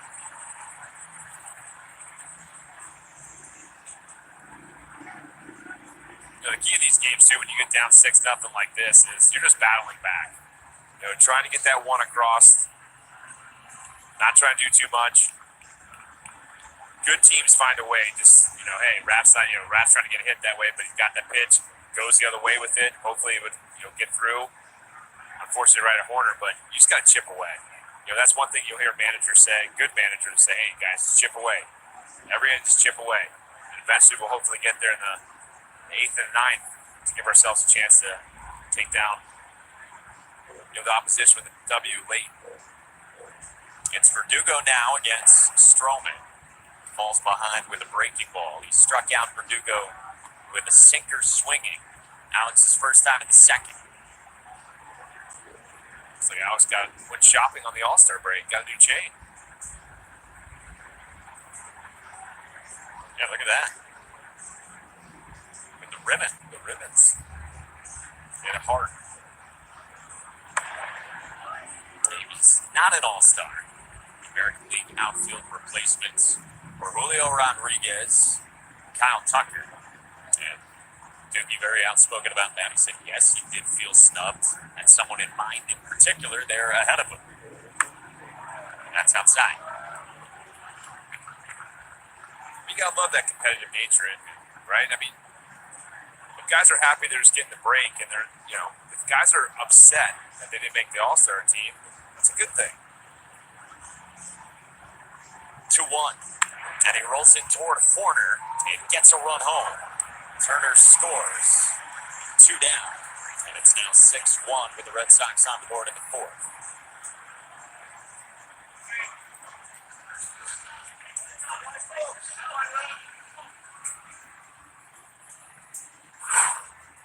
Okay, you heard Doogie in the dugout a little upset. He's probably upset right there because he just committed at a pitch that was off the plate. But good job just putting it in play and getting that run across. So now base is empty with 2 out for Tristan Casas. And Sinker dotted away for strike 1. Yeah, I think you're going to see a lot of this too, where pitchers are going to go at Casas away. And the big thing with him is just making sure to drive that opposite field. Oh, that was up, and he rolls it at Morel. Sox get 1, they trail by 5.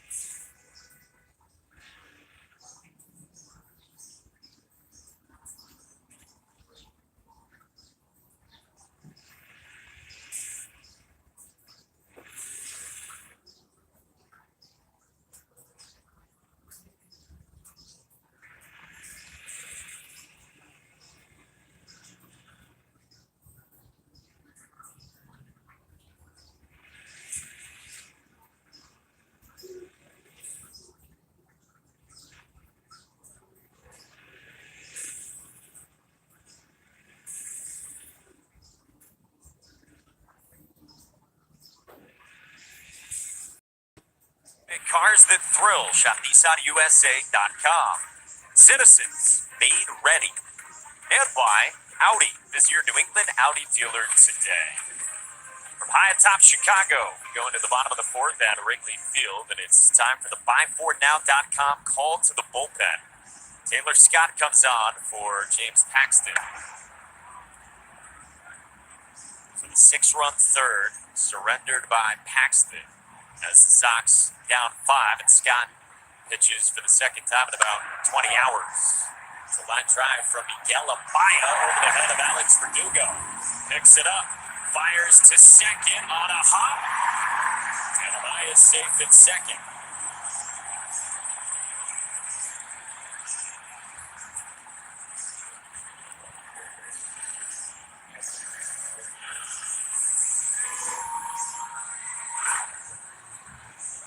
Yeah, Maya here getting the fastball, driving through it, utilizing that wind. Verdugo thought he had it, he put a good throw on right here too. Just a little bit of a short hop to Kike. Kike just trying to pick it and tag at the same time. So leadoff man on, just like in the third. And now Scott misses away to start out Patrick Wisdom, who was the third batter who came up in the third inning. He walked after he had ran it full against James Paxton.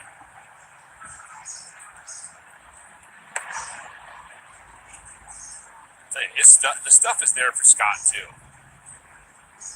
Had a little trouble last night, couldn't find it, but he's got the 95, but he's also got that slider. If he can locate that slider a little bit better. Puts it in the air, center field, and Duran goes back, and that is gone. Two-run shot for Patrick Wisdom. And the Cubs add on in the fourth.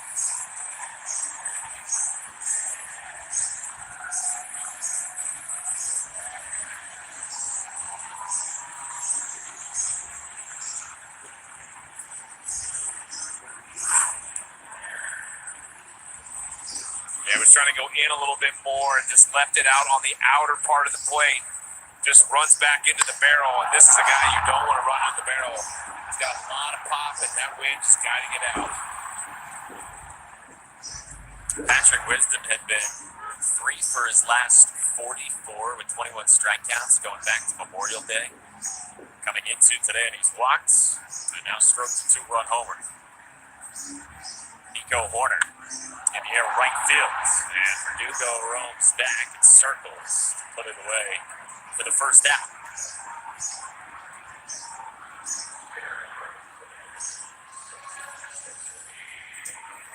Yeah, that's one thing you're seeing from Scott right here too. When he's missing big.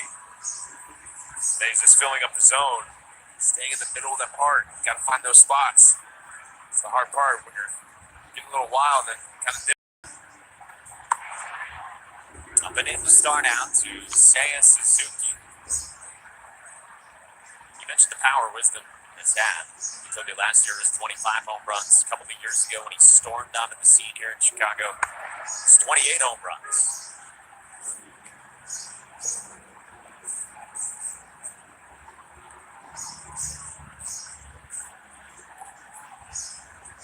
Not been a lot of moments in games like this the last few weeks for the Red Sox. No, and you're hoping, Scott can come in here and shut him down. You get that one run, move it to 5, chip away, but Cubs came back and putting that 2 spot on, making it harder and harder. Up high 2-2 on Suzuki. Seiya Suzuki hit the ball at Raffy in the third.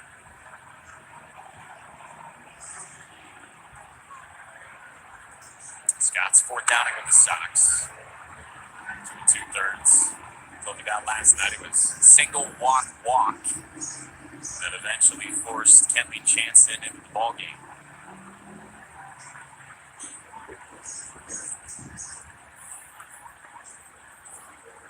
Two. Suzuki lines it right field for a base hit. 3rd hit of the inning and 4 pieces of hard contact. This week on Dining Playbook, Billy and Jenny head to Cape Cod to visit the Ocean Edge Resort and Golf Club. Catch Dining Playbook tomorrow night at 9, only on Nessun. Driven by your New England Chevy dealer. Bottom of the 4th, Sox down by 6. And here's Ian Happ in the 3 spot for Chicago. He's grounded out, walked, and scored. He's trying to get in gear as well. Going into the break, he'd been 5 for 43. He was working walks, but a whole lot of hits to show for it. Yeah, he's going to be a high strikeout guy too. But balances out with the walks. Former 9th overall pick in 2015.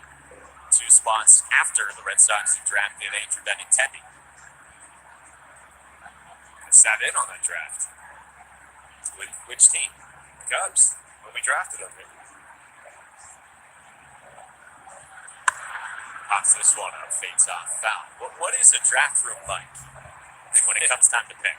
It's interesting. I mean, it got different too. I mean, you have all the scouts, you have all the front office people, especially on the first day when Happer got selected. But I didn't realize all the negotiations because now you have the prices, right? And you're negotiating the signing before it even happens. So guys get drafted, but there's a whole thing on how much you can spend in certain slots. So sometimes they'll sign a guy, or they'll draft a guy maybe a little earlier because they're getting a little bit cheaper, and they might spend a little bit more than that. So it's a fascinating thing just to see the rationale behind it all. And Hatt soars this one right side. And Christian Arroyo takes charge. Are those conversations in advance, like the days leading up to it, or Yeah. some of those conversations even like in the hours or hour before picks are made? Well, all the scouts are, they're talking, and then the front office are talking, saying, hey, in these certain rounds, certain players, who we like, who we don't like, and I think that's the big one is, or who's going to go before you. Like Ben Tandy went a couple rounds, a couple picks before Ian Happ. If Benintendi was there, I think the Cubs take him. So I think I remember a little bit about that. But it's a draft is a different animal in a lot of ways because it's based on the budget you have to spend too. This is Cody Bellinger, who had the Grand Slam last time. 2-0.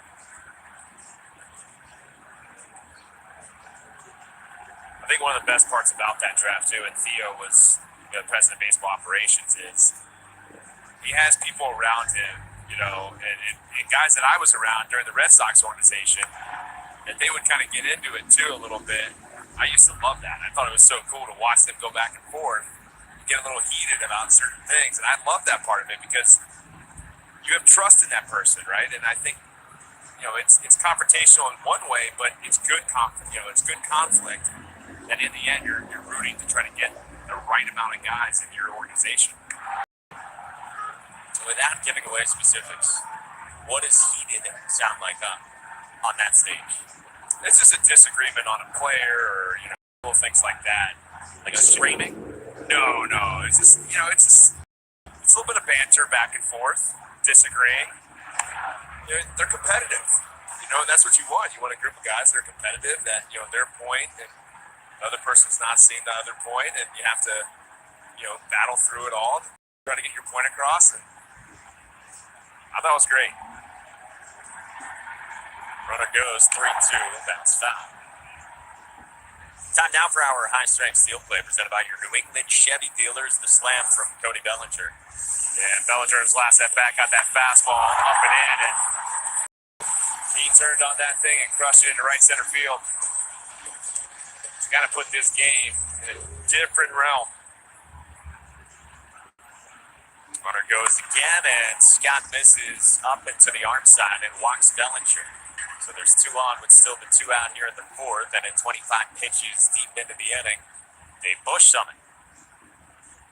Yeah, and this is not something the Red Sox wanted to see here, especially with Paxton the way he's been pitching. Didn't want to see him exit this game early because after tomorrow, Cutter Crawford's going to be on the mound. But the next 2 games after that in Oakland, you're looking at some bullpen games. So it's getting a little dicey right now. And so many of the questions to Alex Cora recently about Brian Bayo and James Paxton have been answered with the length they give and the security that provides when you're getting not 5 or 6, but 6 or 7, like it's been most times from those guys over the course of the entire season.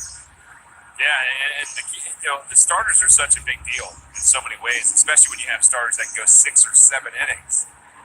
I mean, that's huge for the bullpens because bullpens are overused on so many teams in today's game. Whether it be, the starting, game bullpen by committees, but starters just don't go as long as they used to. So it's the wear and tear, and it's also like, how do you keep them healthy? Not just in July, but all the way into the stretch.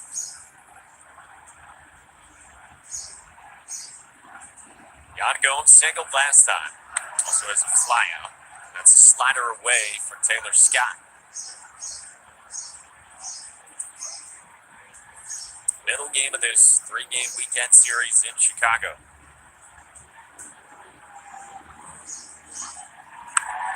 Foul.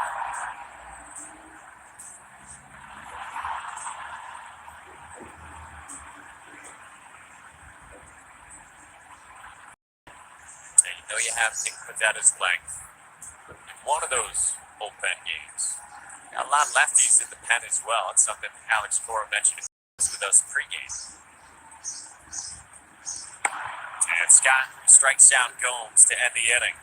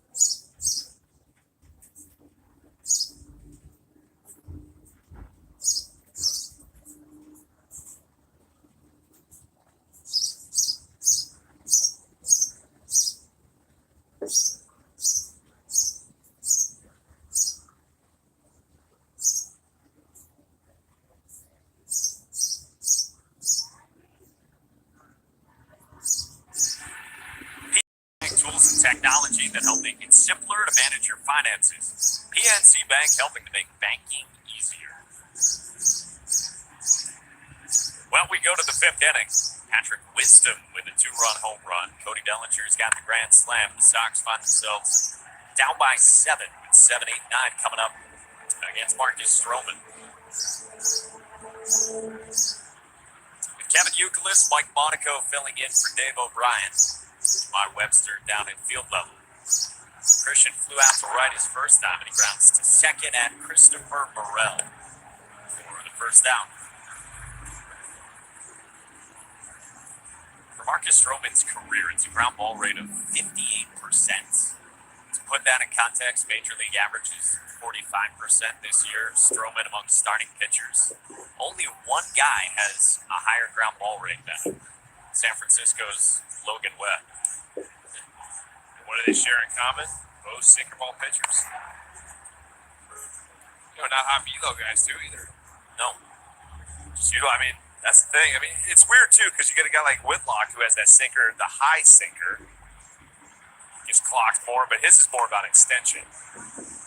He's got that sinker, but he's also got that elite extension. These guys don't, and they're just utilizing and manipulating that ball to make hitters, beat it into the ground. It's so hard to get a really good sinker. Is hard to get in the air. That's in the air from Connor Wong right at Seiya Suzuki for out number 2. Yeah, Marcus Stroman said before the season, his sanker's going to be sankin'. Sank was what he said. Sanking. Uh-oh. I think you got time to get out there, Mike. So I wasn't listening live, I was eating lunch, but I hear TC was chirping me on the pregame show. Can you confirm? TC was chirping you. He said you sit in high-end luxury suites. When I come to And I said, that is not going to go over real well. I mean, it's going to change here shortly because I think I'm going to have to go purchase some seats out there for you with some friends. do I get a rebuttal to TC? Oh, always. So, an unnamed production staffer behind the scenes made the point to me that when TC said this, it flashed on the screen on the pregame show who was sponsoring TC's wardrobe and his hair. It's always TC's hair product. So who's the elitist here? I'm telling you, you got to watch out. He's got that hair product. I don't know anything about it, but TC's got some hair product. TC's got great moss. He's got a lot of sponsors, too. I mean, we've known this, right? Yeah, Life is good as TC. How do we get those sponsors like TC gets? The same unnamed production staffer just said TC has more sheds. I mean, this guy's wardrobe takes down TC's, though. 2-2. And Kike takes full count with 2 down. Look at that. I mean, that's like old school where you used to, pack the cigarettes in your shirt. Can you pull off those shades? I mean, I can't pull off that hair. I know that. Shades? Yeah, I got that. Kike gets jammed, and he vaults it to center to a backpedaling Bellinger. 1, 2, 3. The Sox go down to the 5th.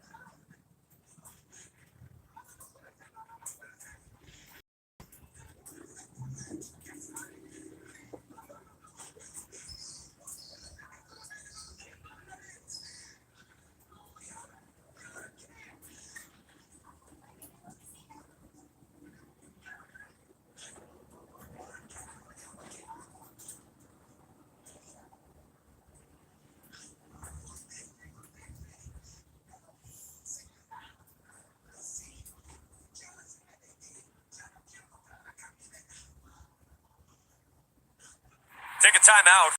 Mental health today and every day, because mental health is health. Brought to you by Blue Cross Blue Shield in Massachusetts.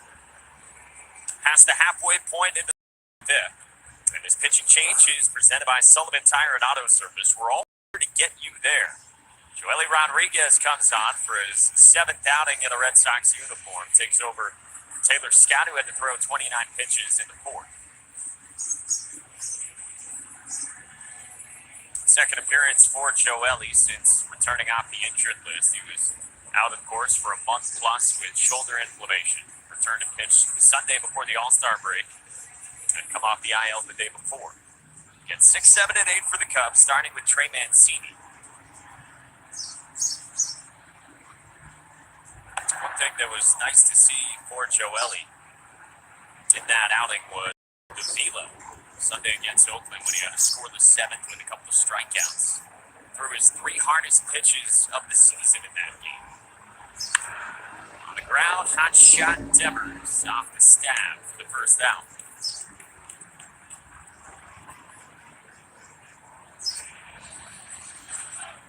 Yeah, he's not going to have a lot of velo on a lot of things. I mean, he's going to use more deception, right?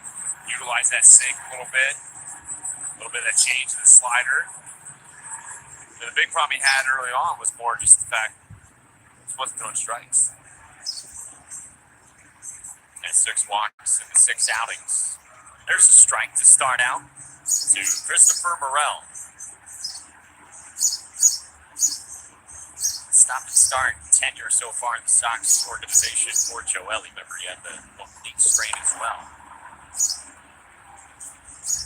You know, that's the effective combo for him. Is if you look at the action on the ball, the way it's moving too, one pitch to that sinker like 90, 92, and he can throw that 86 change in the bottom of the zone.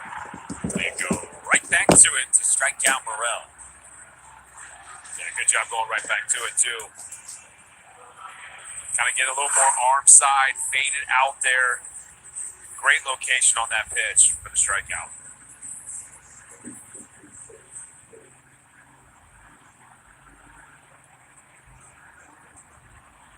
So 2 down, it brings up Miguel Amaya.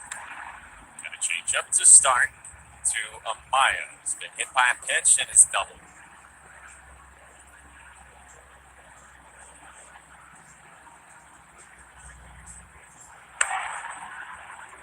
Call the strike. Thank you.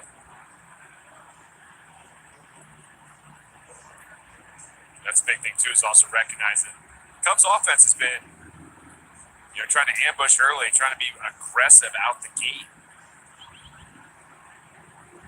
They do take a lot of pitches. They do work the count a little bit, but today they're coming out hacking. And you had said this last night at the outset that the Cubs, they lead the majors in pitches per plate appearance as an offense. That's correct. Yeah, I think Seiya's number 1, right? Ian Happ's right behind him. 1-2. Missing foul. It's a Cubs team that is 42 and 48, 7 back in the division, 7.5 in the wild card. Marcus Stroman said recently the division is wide open. Joely gets that one called, and it's back-to-back Ks in a 1-2-3 inning.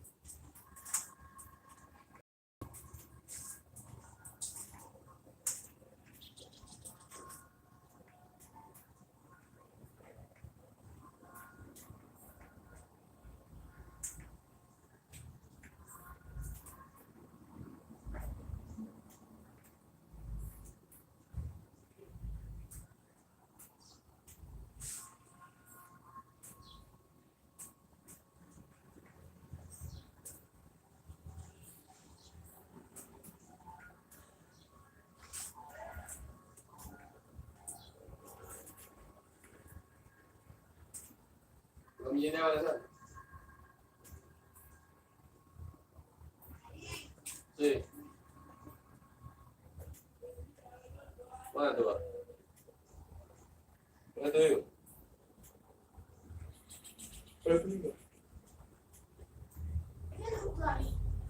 ¿Y ¿Y ¿Y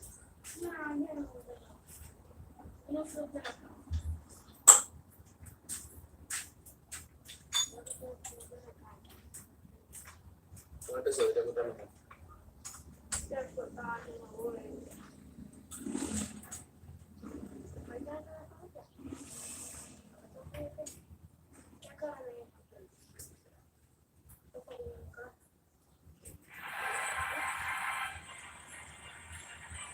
Ace Ticket has the best deals on all Red Sox tickets. Seats start at only $14.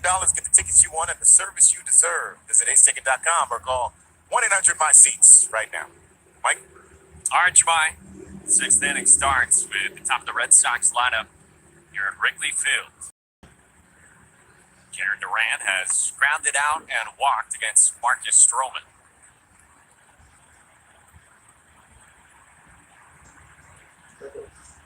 8-1 the score. It was a 6-run third inning for the Cubs. If you're just joining us, Stroman's had a little bit of trouble with Durant. It's 3 at-bats, I think 3 and O's. how's he trying to attack him from what you can tell?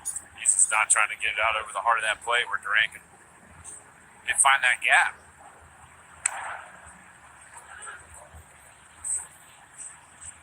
Durant's good at that. When he's going well, that sinker running away from him. If it's up too, he's lining it into that left center field gap. Or not even in the gap if he wants to double. Yeah, he just hit it on the ground, base hit, and he's on second base. It's amazing. Directly at the outfield. It is fun to watch because you never know what you're going to get from him. But you know one thing: after he hits that ball, he's out of that box, thinking two regardless. Brand goes down. One away here in the sixth. Yeah, interesting right here. Durant gave a look in disbelief here, but I think when he goes back and looks at that pitch, he's going to realize ¿Eh? they covered a lot of the strike zone. Yo no tengo. Third K for Stroman and now Masataka Yoshida. On the ball to start out to Masa, who had struck out looking and bounced into a 4-6-3 double play that ended the third. He skies this one. To the left to add Ian Happ. And a couple quick outs for Stroman in the sixth.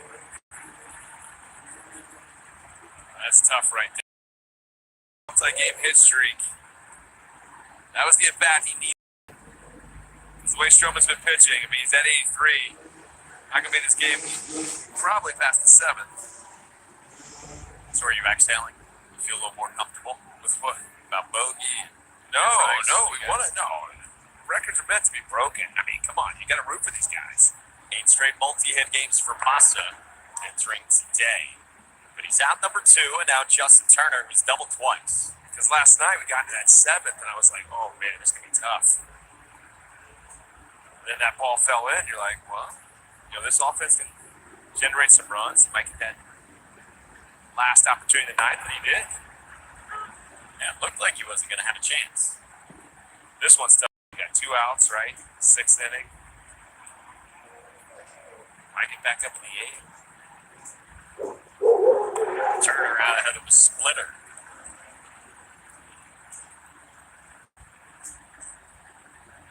Stroman's kind of found that groove now.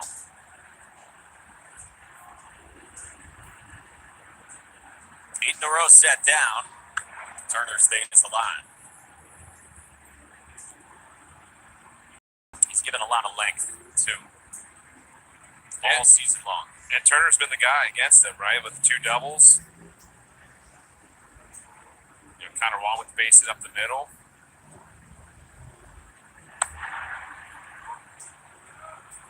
No, Stroman's been pitching pretty well.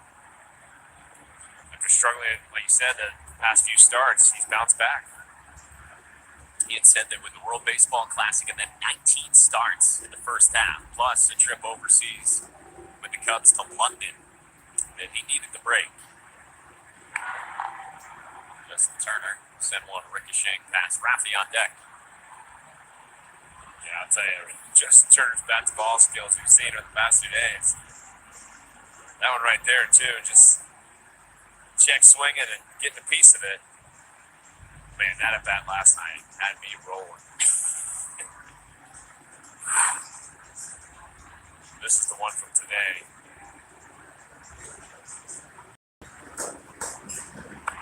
Full count.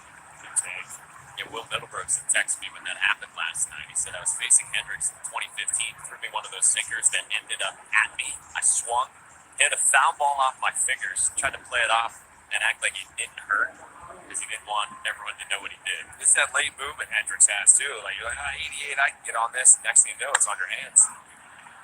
Catapults this one to center. And Bellinger sizes it up. 9 in a row for Stroman.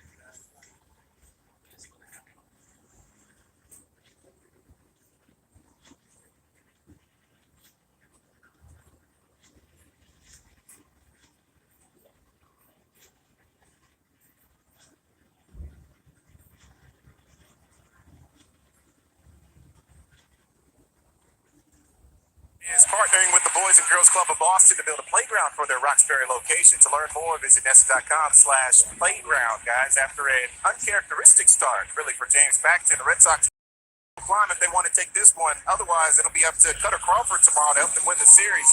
I talked to him about starting his second half. He says he loves the position that he's been placed in as one of the Red Sox starters. Says he's not taking it for granted. Says he goes out there to compete, do his best. To his best ability. His first half splits, guys, if we notice, have kind of favored his relief appearances. 1.6 earned run average, 6.6 earned run average, as opposed to a 5.45 ERA as a starter. He told me he's focused his next start on pitching off of his four-seam fastball. It's his best pitch. If you see it, you know that it plays. Indeed. Well, here at the bottom of the sixth, Joe Chapes comes on for his ninth outing. The Red Sox trying to cover some innings while they're down by 7. Wisdom, Horner, and Suzuki. Wisdom had the 2-run home run to center his last time. And we start number 10 for Cutter Crawford. 8 appearances out of the bullpen as well. On the ground to Devers. 1 away.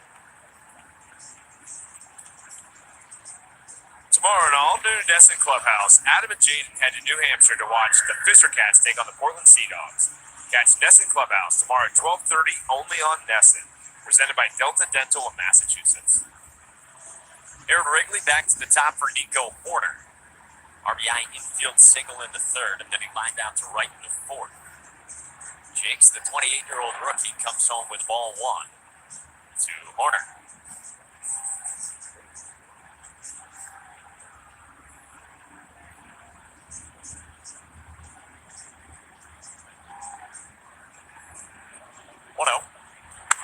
Line foul.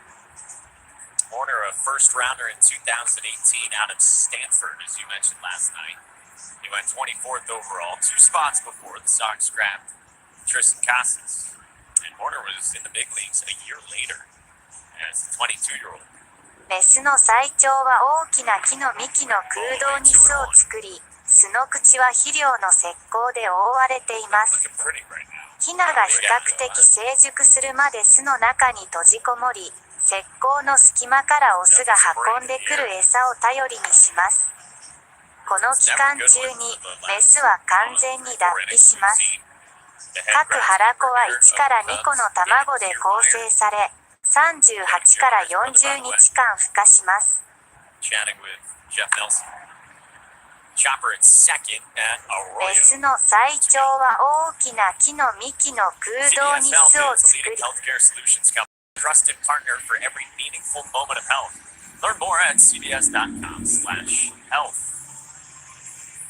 All right, so 2 quick ones on the ground for Joe Jakes. Coming up through the minors, it's generated a lot of ground balls. And now faces Seiya Suzuki with the bases empty.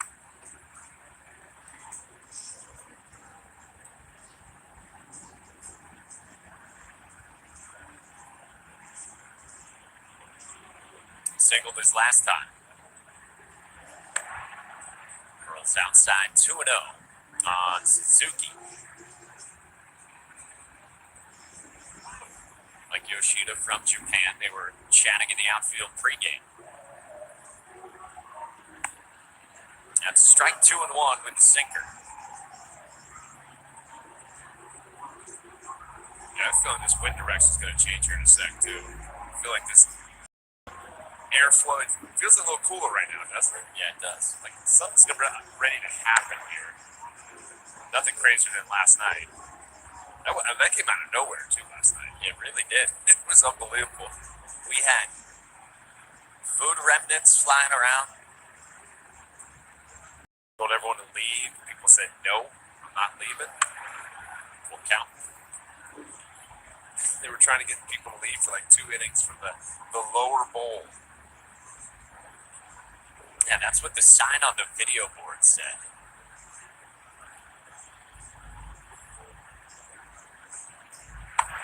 Strike 3 called, and Jake spins a 1-2-3-6.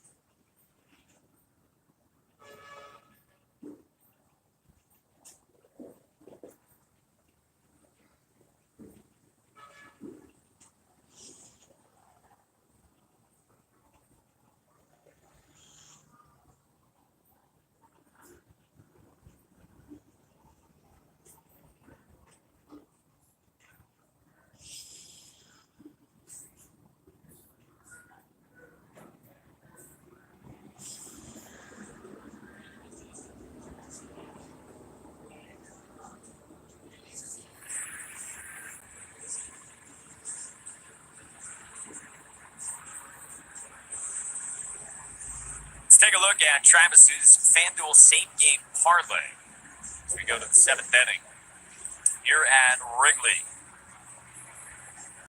It's not happening for Travis. Stroman's out of the game. As Julian Merriweather takes over, ready to face Rafael Devers and company. Here in the 7th, the hard thrower who has asserted himself this year, pitching out of the Cubs pen. He was a waiver claim in the winter. It's already the most he's pitched in a season in the majors after parts of the last 3 years out in Toronto's bullpen. Raffy's grounded out a couple of times, up the middle and then to short. And strike one in 99 to start. Devers doesn't like it. Yeah, since April 17th, he's pitched, we got, 33 appearances, 1.69 ERA, so that's some success out there. 99 again. There was a lot of sliders, and then that four-seamer. He's thrown the fastest pitch of any Cubs pitcher this year at 101.7. Yeah, 46 strikeouts, too, in 32 innings. It's pretty good. It's Raffy, Doogie, and Tristan Casas. Here in the 7th, with the Red Sox down 8-1. Devers to center. Sends Bellinger back. At the wall. He jumps and can't make the catch. Raffy was slow out of the box, but coasts into second with a wall ball double. Here in the 7th. You were trying to coerce Raffy into running to second, and as you reached out, I threw my pen. you dropped your pen out of the booth. I threw my pen out of it. It was unbelievable. Like, you got to run. I did the circle. Like, you got to go. You got to go. Some fan has got a souvenir down there. Hopefully A 4-ink pen. Hopefully it didn't impale anyone. Nah, they're all right. These things are light. No one is looking up at us. That's hilarious. So that's encouraging. Fumble. Raffy ends up with the double anyway in front of Verdugo. I saw it happen too. Go. Yeah, literally. Verdugo off the end of the bat to center. And Bellinger, first down. That's a first right there. Well, Stroman out of this game to check out the pitch zone presented by Amica. Keep all your bases covered with Amica Insurance. Empathy is our best policy. Yeah, you got two of the strikeouts looking and one swinging with Verdugo. But he was good all day.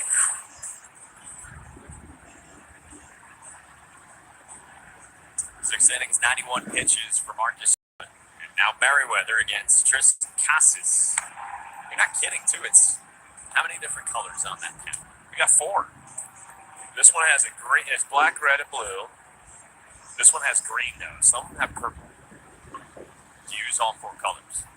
I've started to use the green to apply stats next to the lineup card. So getting used to it, trying things out. But I never used the green. So the red I got for switch hitters. The blue is for lefties. Black is for the righties.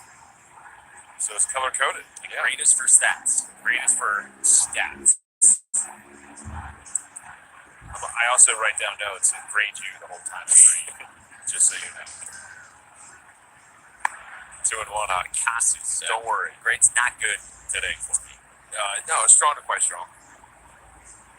TC is probably really upset with you right now for bringing up the For my rebuttal. Yes. So I wrote that down. Go TC. get an apology card. TC, in all seriousness, is the best.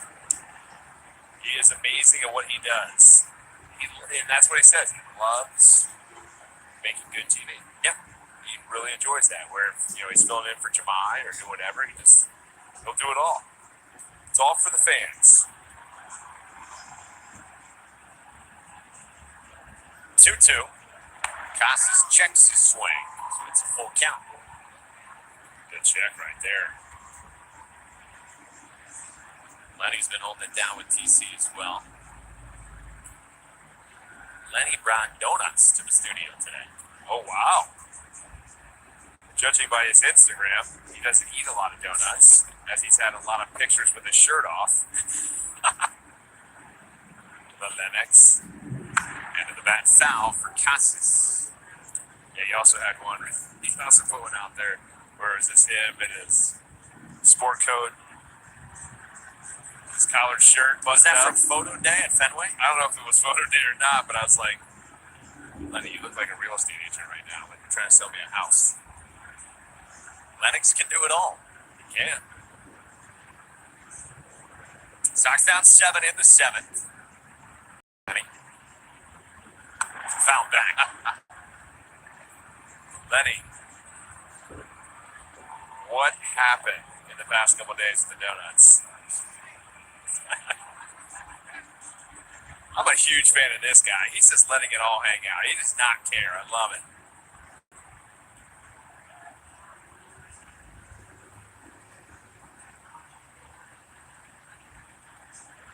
On a warm one at Wrigley. 3-2. Casas hammers this one. Right center field and gone. On a line for a 2-run shot for Tristan Casas.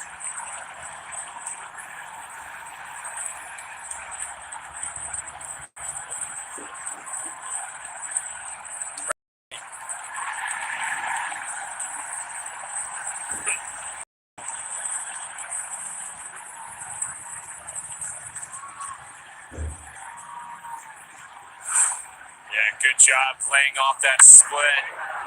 Or that slider, whatever. Got that fastball where he wanted it. Up and out over the plate. And he crushed that. Oh, no. That is awesome. He broke up the beer steak. With a laser beam that came off the bat, you saw it 112 miles an hour for Tristan Casas. He's homered twice the last 2 days. Look at our guy. They have to reconnect it. That ball was hit so hard. After a Red Sox home run brought to you by Audi. Visit your New England Audi dealer today.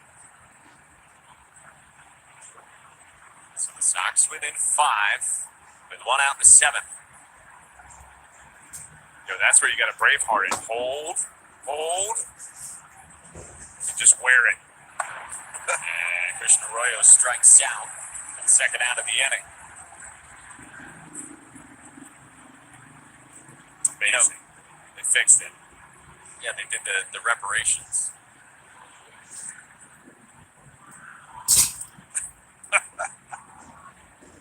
This was smoked.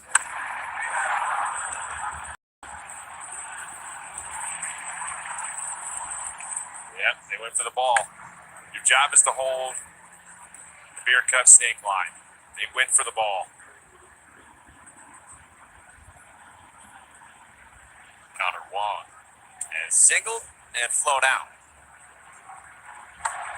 You know, back to Casas for a sec. Kyle Bloom was talking on Thursday to Chris Cotillo of Mass Live, and Kyle Bloom was saying that Casas moved in the direction. We know he had a better June. Numbers at the beginning were the season line's going to suffer for a little while, but swinging it well for some time now. And we've seen that since those remarks out of the break. A couple of home runs for Tristan. Yeah, no. I mean, yesterday was a big one. I mean, stayed in the middle of the field, got that homer into that basket, but that one was an absolute blast, right? So, the big one is he gets a little aggressive on some of them and has to stay within himself and just see it better, not over swinging pitches.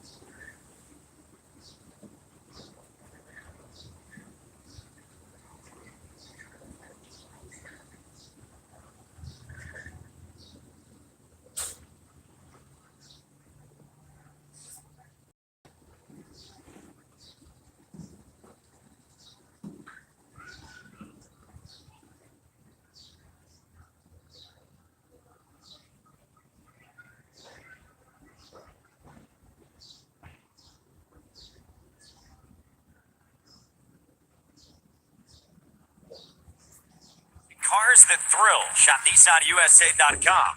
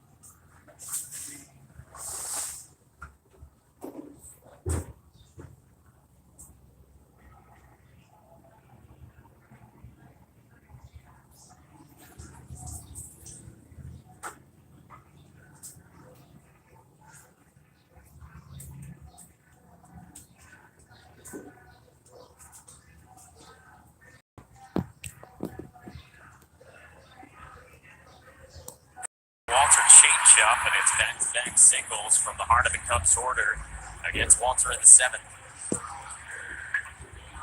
And that alone right there is showing you why he's having such a great year and got his average back up. You see the prior pass, he's taking huge cuts at that pitch.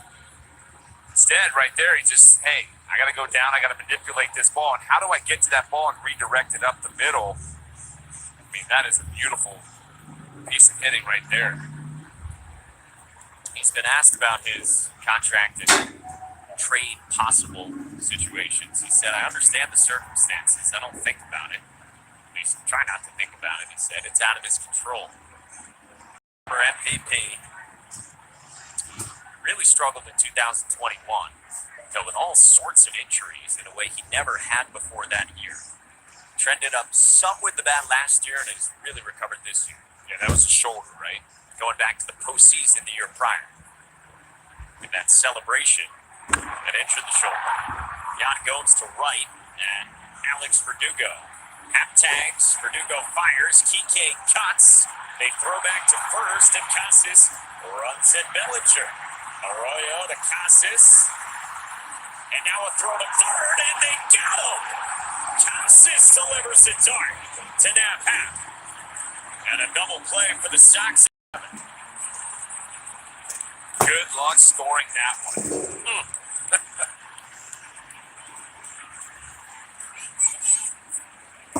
I mean, this is absolutely wild.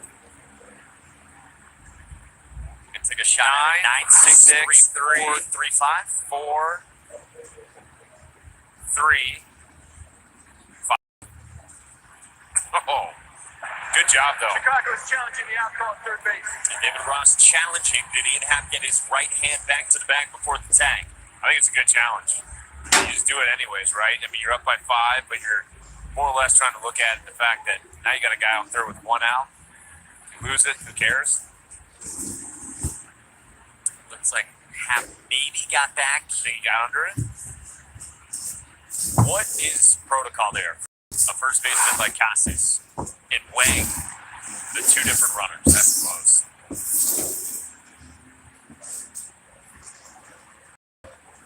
You know, well, the one is you're keeping your eyes up. Casas did a good job. The one he really made a good play on was he gave it up quick, but retreated back to first, knowing that there was no one there. The coach confirmed the runner is out. Chicago. So that does not get back in, and it is a well-executed rundown and much-needed double play for the Red Sox here in the seventh. So you like that first motion, give it up, back to Arroyo, and then start backpedaling so you can still be in position. Well, yeah, there was no one there, right? So the catcher can't go from his position. A lot of times you get a rundown in between first. The catcher can come around a little bit. You got the pitcher that's going to be there. But the problem is there's no one there. So he gave it up quick and retreated back. So he was back in position, and then just kept his eye on the runner the whole time. And you have a gauge on you that knows how hard you can throw the ball and how far that distance is. And once Happ got a little too far off the base there, that's when Casas knew that he had the opportunity to take that chance at third. And to make it even better, Bellinger's still at first. Correct. Trey Mancini the opposite way, rolls a single into right, third hit of the inning. And Bellinger moves up to second. All right, we check out the T-Mobile coverage cam and how that unfolded.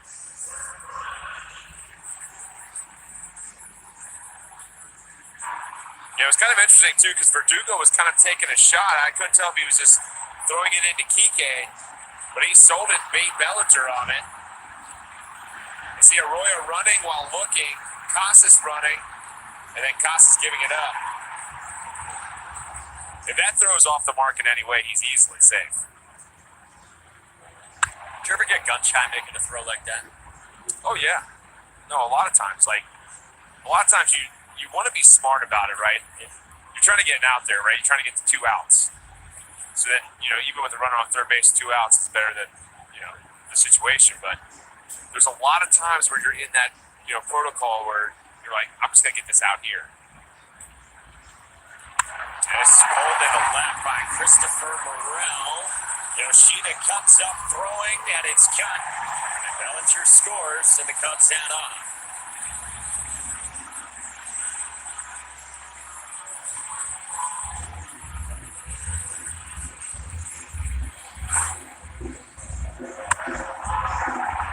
That was a cutter in, and Morel did a really good job of clearing it out.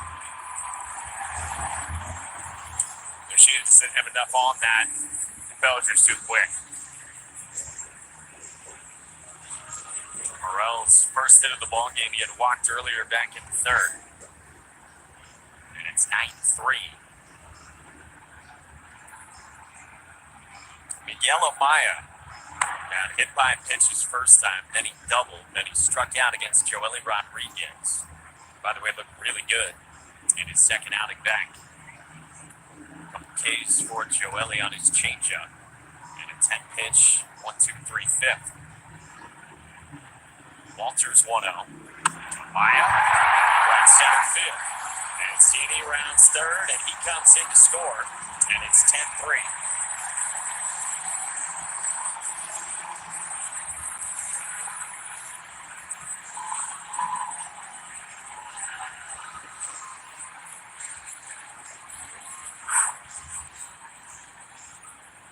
Just left that right down the heart of the plate. And Amaya doing a good job, inside out, and that thing into right center field. Allow Morel to go first and third as well. Just when you thought you had an opportunity where a huge play could have just held this down, the Cubs have fought back right now and got 2 big runs with 2 outs. Red Sox got a run in the top of the fourth. The Cubs countered with 2 on the Patrick Wisdom home run in the next half inning. And after Casas homered in the top half of this 7th, the Cubs have again had an answer here in the bottom of the 7th. So now it is Wisdom, also walked in the 3rd. Grounded out in the 6th against Joe Chase. Whitney, huh? Yeah, Wisdom's feeling it. That's Whitney Houston, the walk-up song.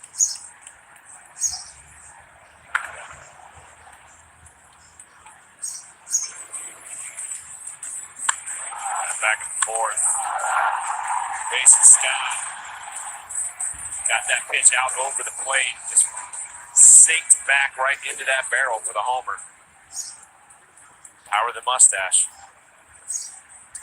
Patrick Wisdom entered the weekend second on the team at homers. He's up to 15 now.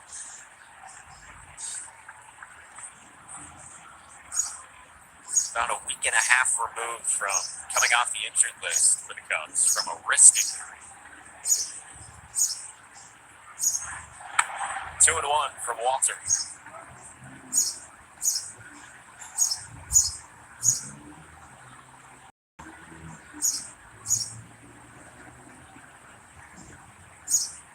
Two outs in the seventh, 2 runs in. Cubs have him at the corners. Walter's 2-1. Wisdom smokes. These Cubs hitter are locked in right now, too. Wow. 1 of 6 off the bat there, squaring up some balls.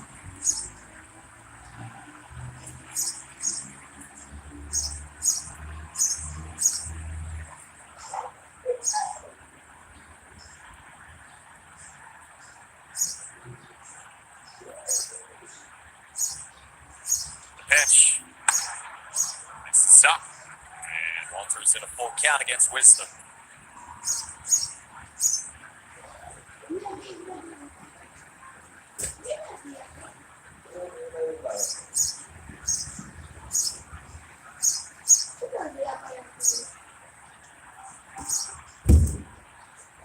Payoff. Wisdom gets under this one. Right center. And Verdugo circles to end the inning. 2 runs in the seventh for Chicago.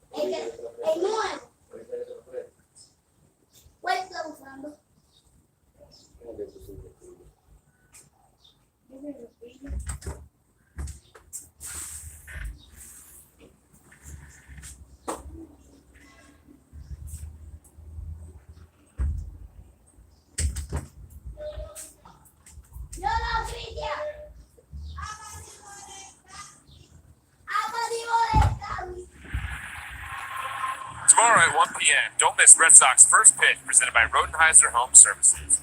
We will preview the pitching matchup between Cutter Crawford and Justin Steele, who has been an all-star this year for the Cubs. He'll go up against Cutter Crawford, who I was telling you about earlier. As in this middle game right now, we go to the 8th inning. Red Sox down 10-3 to Chicago. 9-1 and 2, starting with Kike Hernandez against the new arm for the Cubs, Michael Fulmer. Places Julian Merriweather, who served up that 2-run shot to Tristan Casas in the 7th.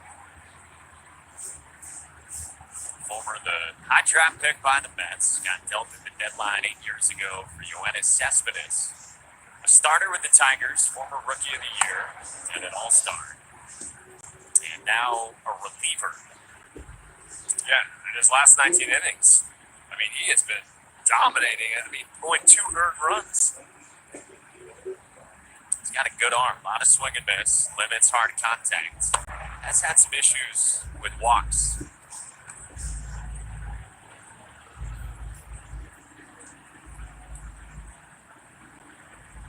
Signed a 1-year, $4 million deal with Chicago right before spring training.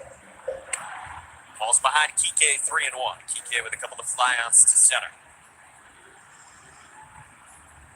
Alex asked pregame about his trust level with Kike at shortstop, and AC said, "I can say with confidence we turned that page, specifically as it relates to Kike's throwing." Alex said about a month ago. He said, "I'm very confident with him playing short." He said Kike found a few things mechanics-wise he'd been doing. Yeah, but it was mainly throwing, too. A lot of it, right? I mean, that's where most of the errors came. So figuring out the arm slot, figuring out the footwork, hopefully that's behind him.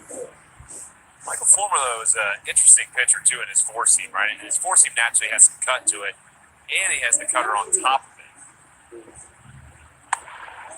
This is up with a four-seamer to Kike. He's got a leadoff walk to start the 8th inning. So a guy that has a fastball that naturally cuts, plus a cutter, what's that do to a hitter? Well, you actually love that. You know, he does have a sinker. It's not the, it's a little bit below league average in the vertical and the horizontal movement on it. So it's more of just a pitch to get you thinking that the ball going in a different direction. But as a righty, you're looking, hey, everything's going to travel away from me. So I'm not going to commit in. I'm going to look out over. Just stay through it. And then at lefty, a lot of stuff's coming in. It's all about setting your sights too, right? So you look in as a lefty, you're going to be chasing balls in off the plate. Karen Duran has walked. Takes again 2-0. Where would you set your sights against righties? Against a guy like Fulmer, for me, it's if I set my sights too far outside, then that natural cut is I'm gonna chase stuff out. You're meeting in your own zone, set your sights. I'm looking middle with a guy like him, right? So middle, inner half, that area, and I'm just seeing, and I'm following that ball, and guys that have like that natural cut, you got to send it right back up the middle at them. If you try to like guide it into right field, you miss it, you're late on it, you foul it off. Striking the knees 3-1. That's one thing you learn through trial and error of having at bats and getting through it is you don't try to base it to right. You try to go second baseman to the left of the second baseman, looking at him right up the middle. And that's when you can get those good lines of sight to get good hits. Edge for a called strike and a full count on Duran, who struck out looking on a pitch around there his last time. Yeah, he's not digging that. Up and away right now. A couple full counts worked against Fulmer so far. Duran stays alive. Yeah, the four-seamer and the cutter have both been hit hard against Fulmer this year. So, like you're talking about, you like it as a hitter when those pitches maybe blend into something pretty similar. Yeah, and the four-seamer is one that he throws at the top of the zone that you got to get on top of, right? He's going to get some balls that hit, underneath or swing and misses. So, but he's missing right down that middle. And Duran works to walk. So, as we said, Fulmer has had the issues with the free passes, and he has walked the first two for the Red Sox here in the 8th. Beth Israel Deaconess Medical Center provides first aid and emergency care at Fenway Park throughout the season. BIDMC is the official hospital of the Boston Red Sox. Tommy Hanaby out for a visit. The old lefty submariner. Would you consider him sidearm or submariner? I think to be submarine, you got to be true submarine. You got to be down, like Chad Bradford. Yeah. I guess it's the sidearm thing, right? Do you agree or feel differently? They want to in between that sidearm and submarine, right? I guess is this still sidearm? You got to be almost scraping dirt if you're a submarine. Yeah. Mac would call it a Laredo from down that far south in Texas. Ah. Got it. Just doing the actionary's bidding in retirement.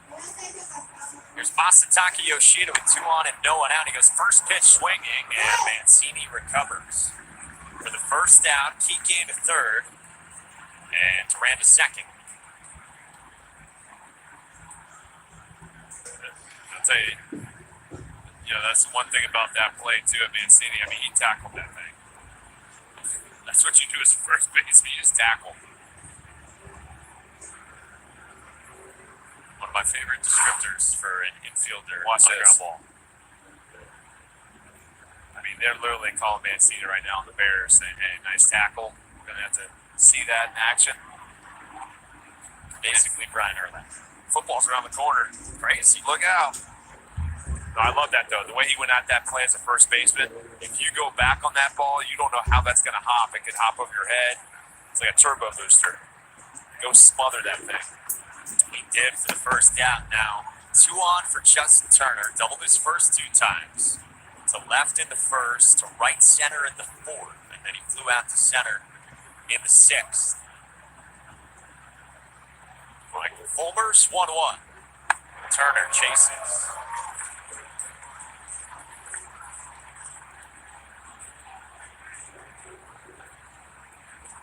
Turner's self-assessment of his play at second base to Jemai last night was a little mishap on the pop-up, but made all the routine plays on the ground balls otherwise.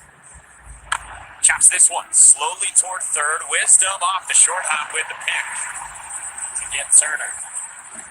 PK scores from third to make it 10-4. Now there's 2 gone. Yeah, that was a heck of a play from Patrick Wisdom right there, too. He's feeling it today. I mean, this ball, I think, hit the plate. And he goes in and just nice and smooth threw that ball for the 5-3.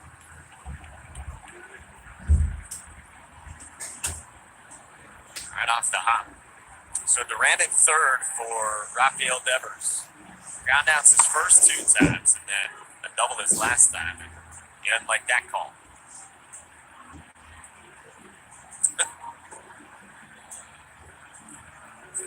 No. Rafi today has the full body turn back toward Jeff Nelson going a couple times. Takes up. I mean, if Rafi's saying it's off, it's probably off.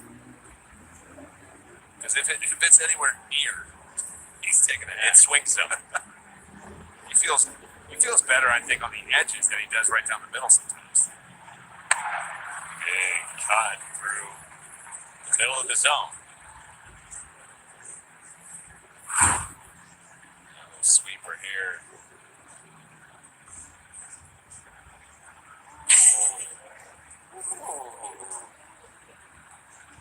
Two outs in the 8th.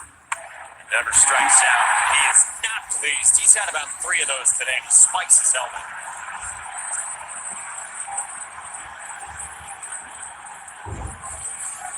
Yeah, he just got an equipment fine, too.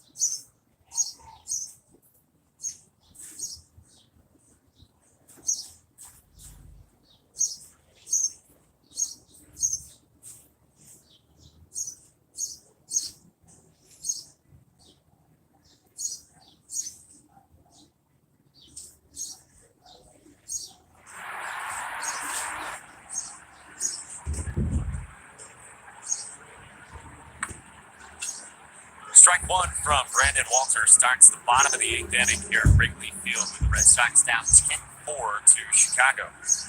At the top of the lineup, starting with Nico Horner, Seiya Suzuki, and then Ian Happ. Against Walter, who came on in the 7th. Ground ball foul, 0-2. And Kevin Youkilis, Mike Monaco, and Brian Jemai Webster with us as well. This game produced by Brian Cicello and directed by Ben Johnston.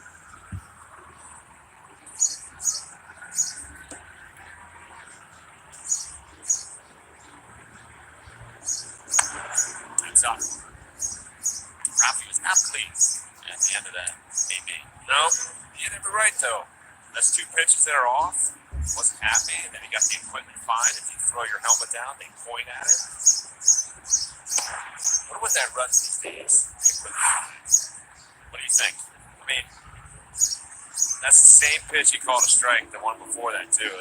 As a cutter, that, or 4-seam, whatever that is, has a little natural cut to it. It's just off the whole time. It's not a good pitch to swing at. Well, that's a cutter for Walter to strike out Horner for the first down. What was the fine like in your time? I totally forget, but when he threw down his helmet like that, that's when the umpire points. And when they point, that's an equipment fine. Not thrown out of the game. You just get reprimanded for throwing your helmet. Yeah. You get put in timeout. Public shaming. Yeah. Yeah, I think I had a couple of those. You mean you weren't always the most even-keeled, laid back? That one, I never really had too many of those where I got thrown out. But I remember one time I didn't know. I was like, wait, what? You can't do that? Like at first base, you can like throw your helmet on the ground, but at home plate, it's like, no. 2-1 to Seiya Suzuki. He's got a single in this game. Actually threw it, speaking of that, sliding into home, still safe to this day, got called out. And when I got called out, I went back to where the on deck circle, or basically on deck where the area is, threw my helmet down and whatever, and I didn't know I got thrown out of the game until I walked the dugout. Who told you? Tito. Tito's like, it's right. I was like, what? So he told you you had to leave. Still remember it. Walter ties up Seiya Suzuki. Paging the pitching ninja. Back-to-back Ks for Brandon Walter. Catch the Ultimate Red Sox Show tomorrow night at 6:30. We will check out the exhibit Barrier Breakers from Jackie to Pumpsy at Emerson College. Presented by Awaken 180 Weight Loss. To God, here's Ian Happ. Does it feel like Happ as a right-handed hitter is standing pretty far from home plate? Looks like it. He's definitely farther than he used to be, I feel like. A little more closed off as well. Goes the opposite way, and he dumps one into right field for a 2-out base hit. He has singled twice off the lefty Brandon Walter. Maybe that's what he's trying to do. Maybe he's trying to force the ball more away, struggling with pitches in. So a little more off the dish. He's closed off a lot, too. He's trying to bait him. Like, hey, I can't get to that pitch out there. Maybe that's where I want it. He's trying to get back in gear offensively. Cody Bellinger is confident. He's got a grand slam, a walk, and a single his last 3 trips. That was an interesting timeout right there. You don't see a lot of them after the first pitch. No. Ever after a huge swing, exerting energy. Another big cut.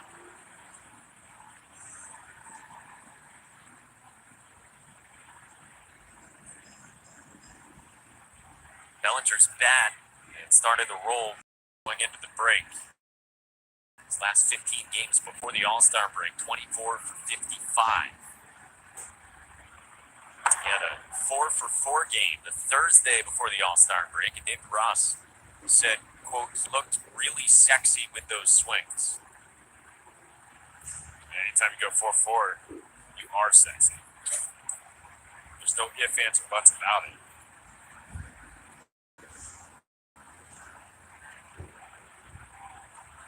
Ever quotable David Ross. 2 out in the 8th, 1-2. Bellinger strikes out. 3 Ks for Brandon Walter in the 8th.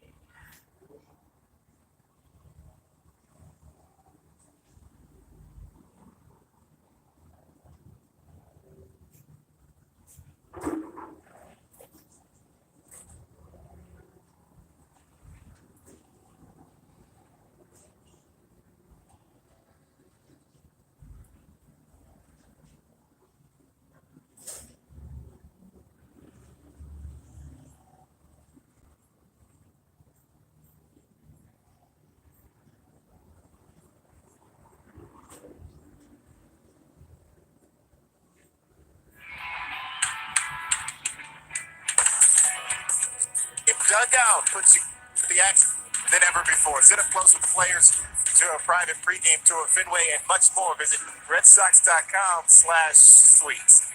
And another thing, actually, I just thought about, did not mention, guys, if you're in the Jim Beam dugouts at Fenway, you get to sit next to me. How about that? That'll push you. Javai, how you doing down there? Hanging in pretty good. You know, the rain off and on has been a little more of an annoyance than anything else, but it's been nice down here, guys.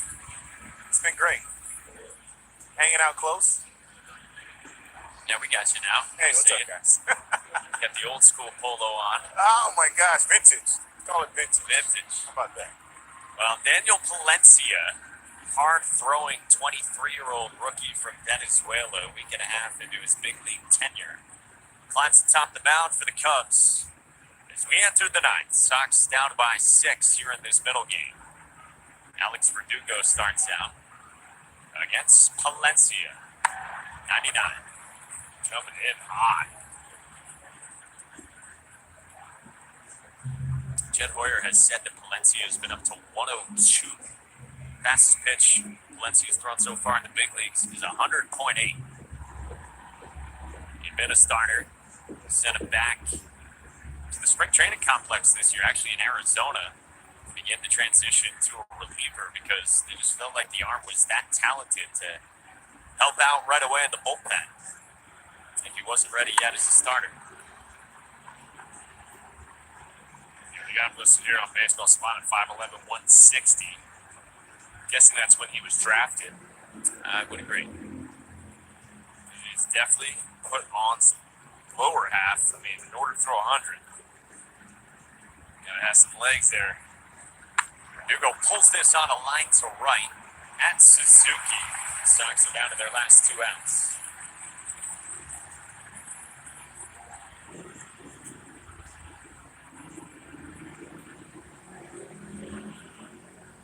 Here's Tristan Casas. 2-run home run he pulled last time after he ran the count full against Julian Merriweather. Another hard thrower like Palencia. Yeah, I was ready to say, he's locked in, ready for some 100 after that last one. That fastball down the middle and just hammered it. At Red Sox Stats on Twitter said the second hardest hit ball of Casas' major league career so far.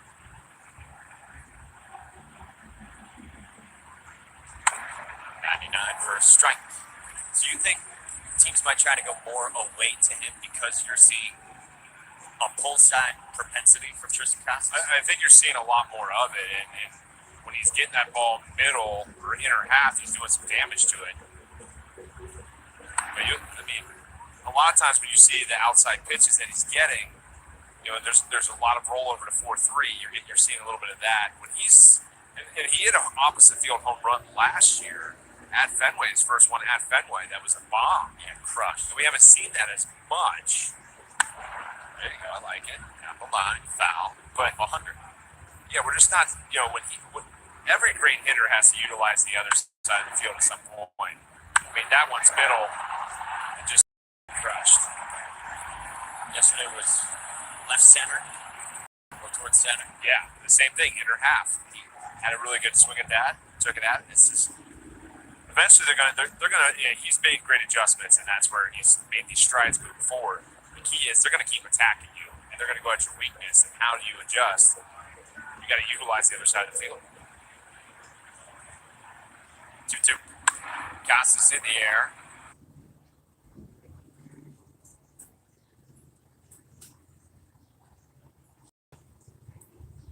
I mean, at least pour it in a half mouth so you can enjoy it.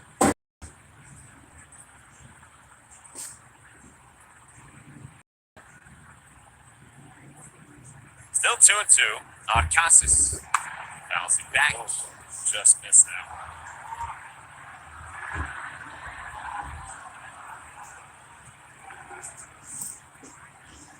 In April, the OPS was in the 500s. In May, it was in the 700s. In June, it was 851 for Casas. Put that in context, league average OPS, about 730. Casas strikes out on a slider at 93, and the Red Sox down to their final out. Nasty pitch right there. Yeah, 93-mile-per-hour slider, and it just had late life at the end. Hard to lay off that pitch the way it was thrown. So it's up to Christian Arroyo. And he comes ahead by 6. Man, there's a bunch of Lenny Donardos out there in the outfield right now throwing their. Look at that. Have we heard from Lenny via text? There you go, Lenny. Look at that. Yes. He's loving it.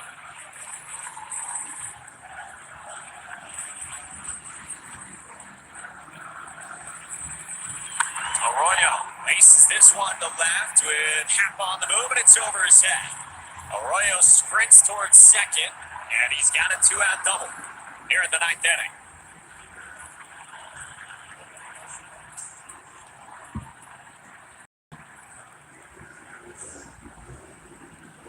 Yeah, that's a good piece of hit right there. I mean, got 100 on the inner corner. Arroyo had to get the head out there, barreled it up. Happer made a pretty good effort on this. But that throw in just short hopped. Christian's now hit safely in his last 7. He's got doubles in his last 3 games where he's batting. And now Jorge Alfaro batting for the first time since he came on to replace Connor Waugh. Takes 101 outside.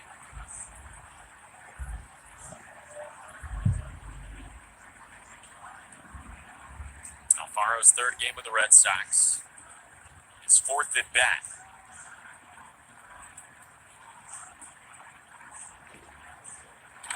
This one kicks away from Yan Gomes.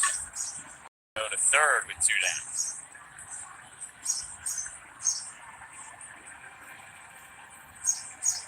Finale is tomorrow at 2 Eastern Time, 1:20 local here in Chicago. Told you Cutter Crawford against Justin Steele. If this holds, the Sox trying to win a rubber game.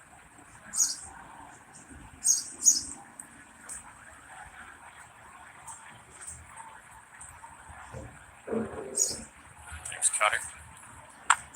Number in front of home plate. Oh, Bare hands. Sox fall 10-4 to the Cubs here in the game on this Saturday afternoon.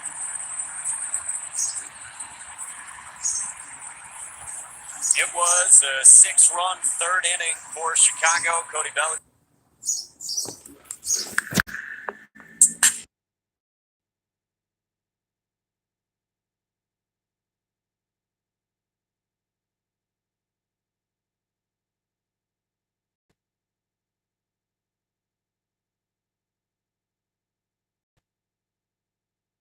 Alex Spear.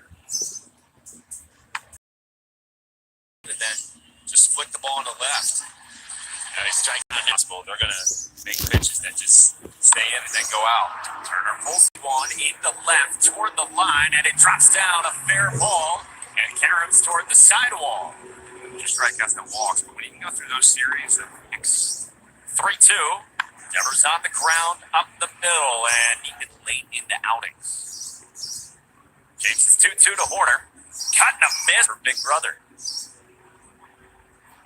Up the ladder with back-to-back four-seamers to 400 on the first pitch. So they know those analytics.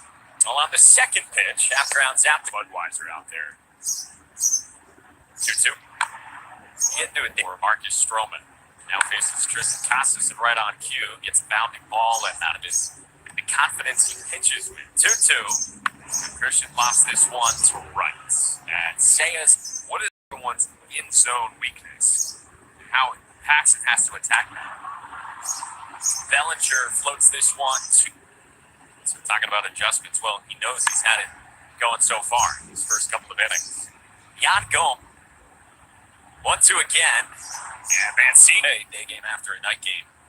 He's in there, and he singles to center to lead things off into third. The Sox have their AC Chatwood. He homered off Stroman a couple of years ago. Got a sinker up and in, and break as well after a lot of usage. Kike tries. And after giving the walk up to Durant. A lot. Yoshida on the ground at Morel to Horner, who's finders to Javi Baez. And Morel walks. It's been impressive. 1. Hits the front left foot of Amaya on a cutter. 3-2 again. And the cutter misses and no swing. Extends third. On the way. On the ground towards short. Kike stabs. And the Cubs score. Couldn't get the ball to Arroyo. Suzuki on the ground. Devers to the big and to the plate. Pops away from Wong. And no flip. Amaya scores, and it's 2-0. When they go to, but get him. Horner had taken off. Paxton's 0-1. Right center field. Back toward the wall. And got it. Grand slam, Cody Bellinger.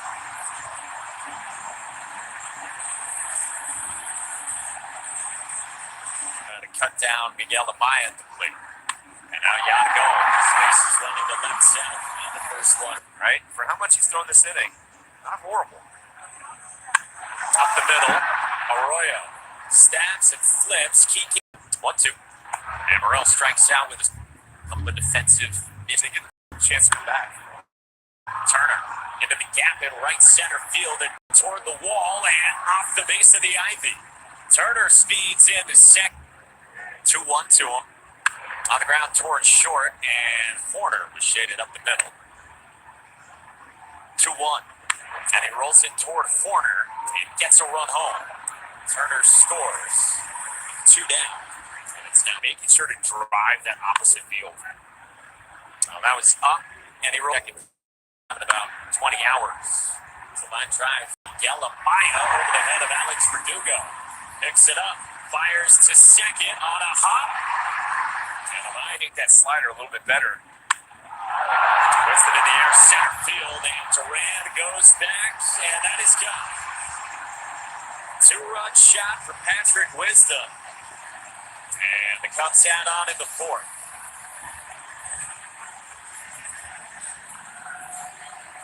go Horner. In the air, right field. And we're down to the scene here in Chicago.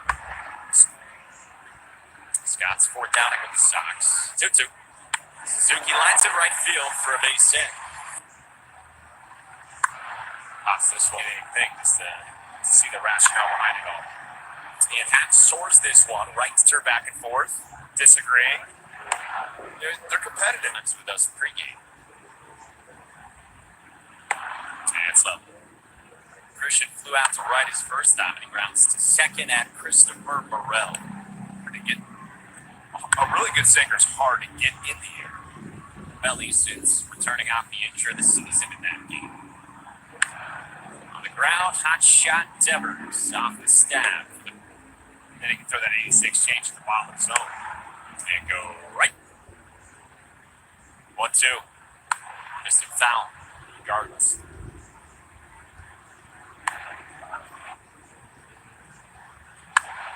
He skies this one to left to add Ian Happ. Any movement Hendricks has too. Like, 88, I can get on this. Next thing you know, it's on your hands. Turner catapults this one to center. Now Cutter Crawford. 8 appearances out of the bullpen as well. On the ground to Devers. Chatting with Jeff Nelson. Chopper at second at Arroyo. That's not leaving. We'll count the interest. Casas here in the 7th with the Red Sox down 8-1. Devers to center. Sends Bellinger back at the wall. He chops and can't make the catch. Raffy was slow out of the box, but goes in. Dugo off the end of the bat to center to the line of cards. So, the next end of the bat foul for 3-2. Casas hammers this one. Right center field and gone. On a line for a 2-run shot for Tristan Casas.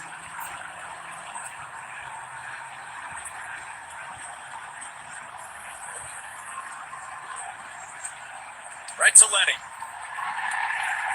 So, big one is he gets a little comebacker into center. And that's got his first. Flicks this one into center. Reaches out on the Walter changeup, and it's back-to-back celebration. And into the shoulder. Jan goes to right, and Alex Verdugo. Hap tags, Verdugo fires, Kike cuts. They throw back to first, and Casas runs. Trey Mancini the opposite way, rolls a single into right, third hit of the inning. This pulled to the left by Christopher Morel. Yoshida comes up throwing, and it's cut. Bellinger's Walters 1-0. Maya, right center field. Mancini rounds third, and he comes in to score, and it's 10-3.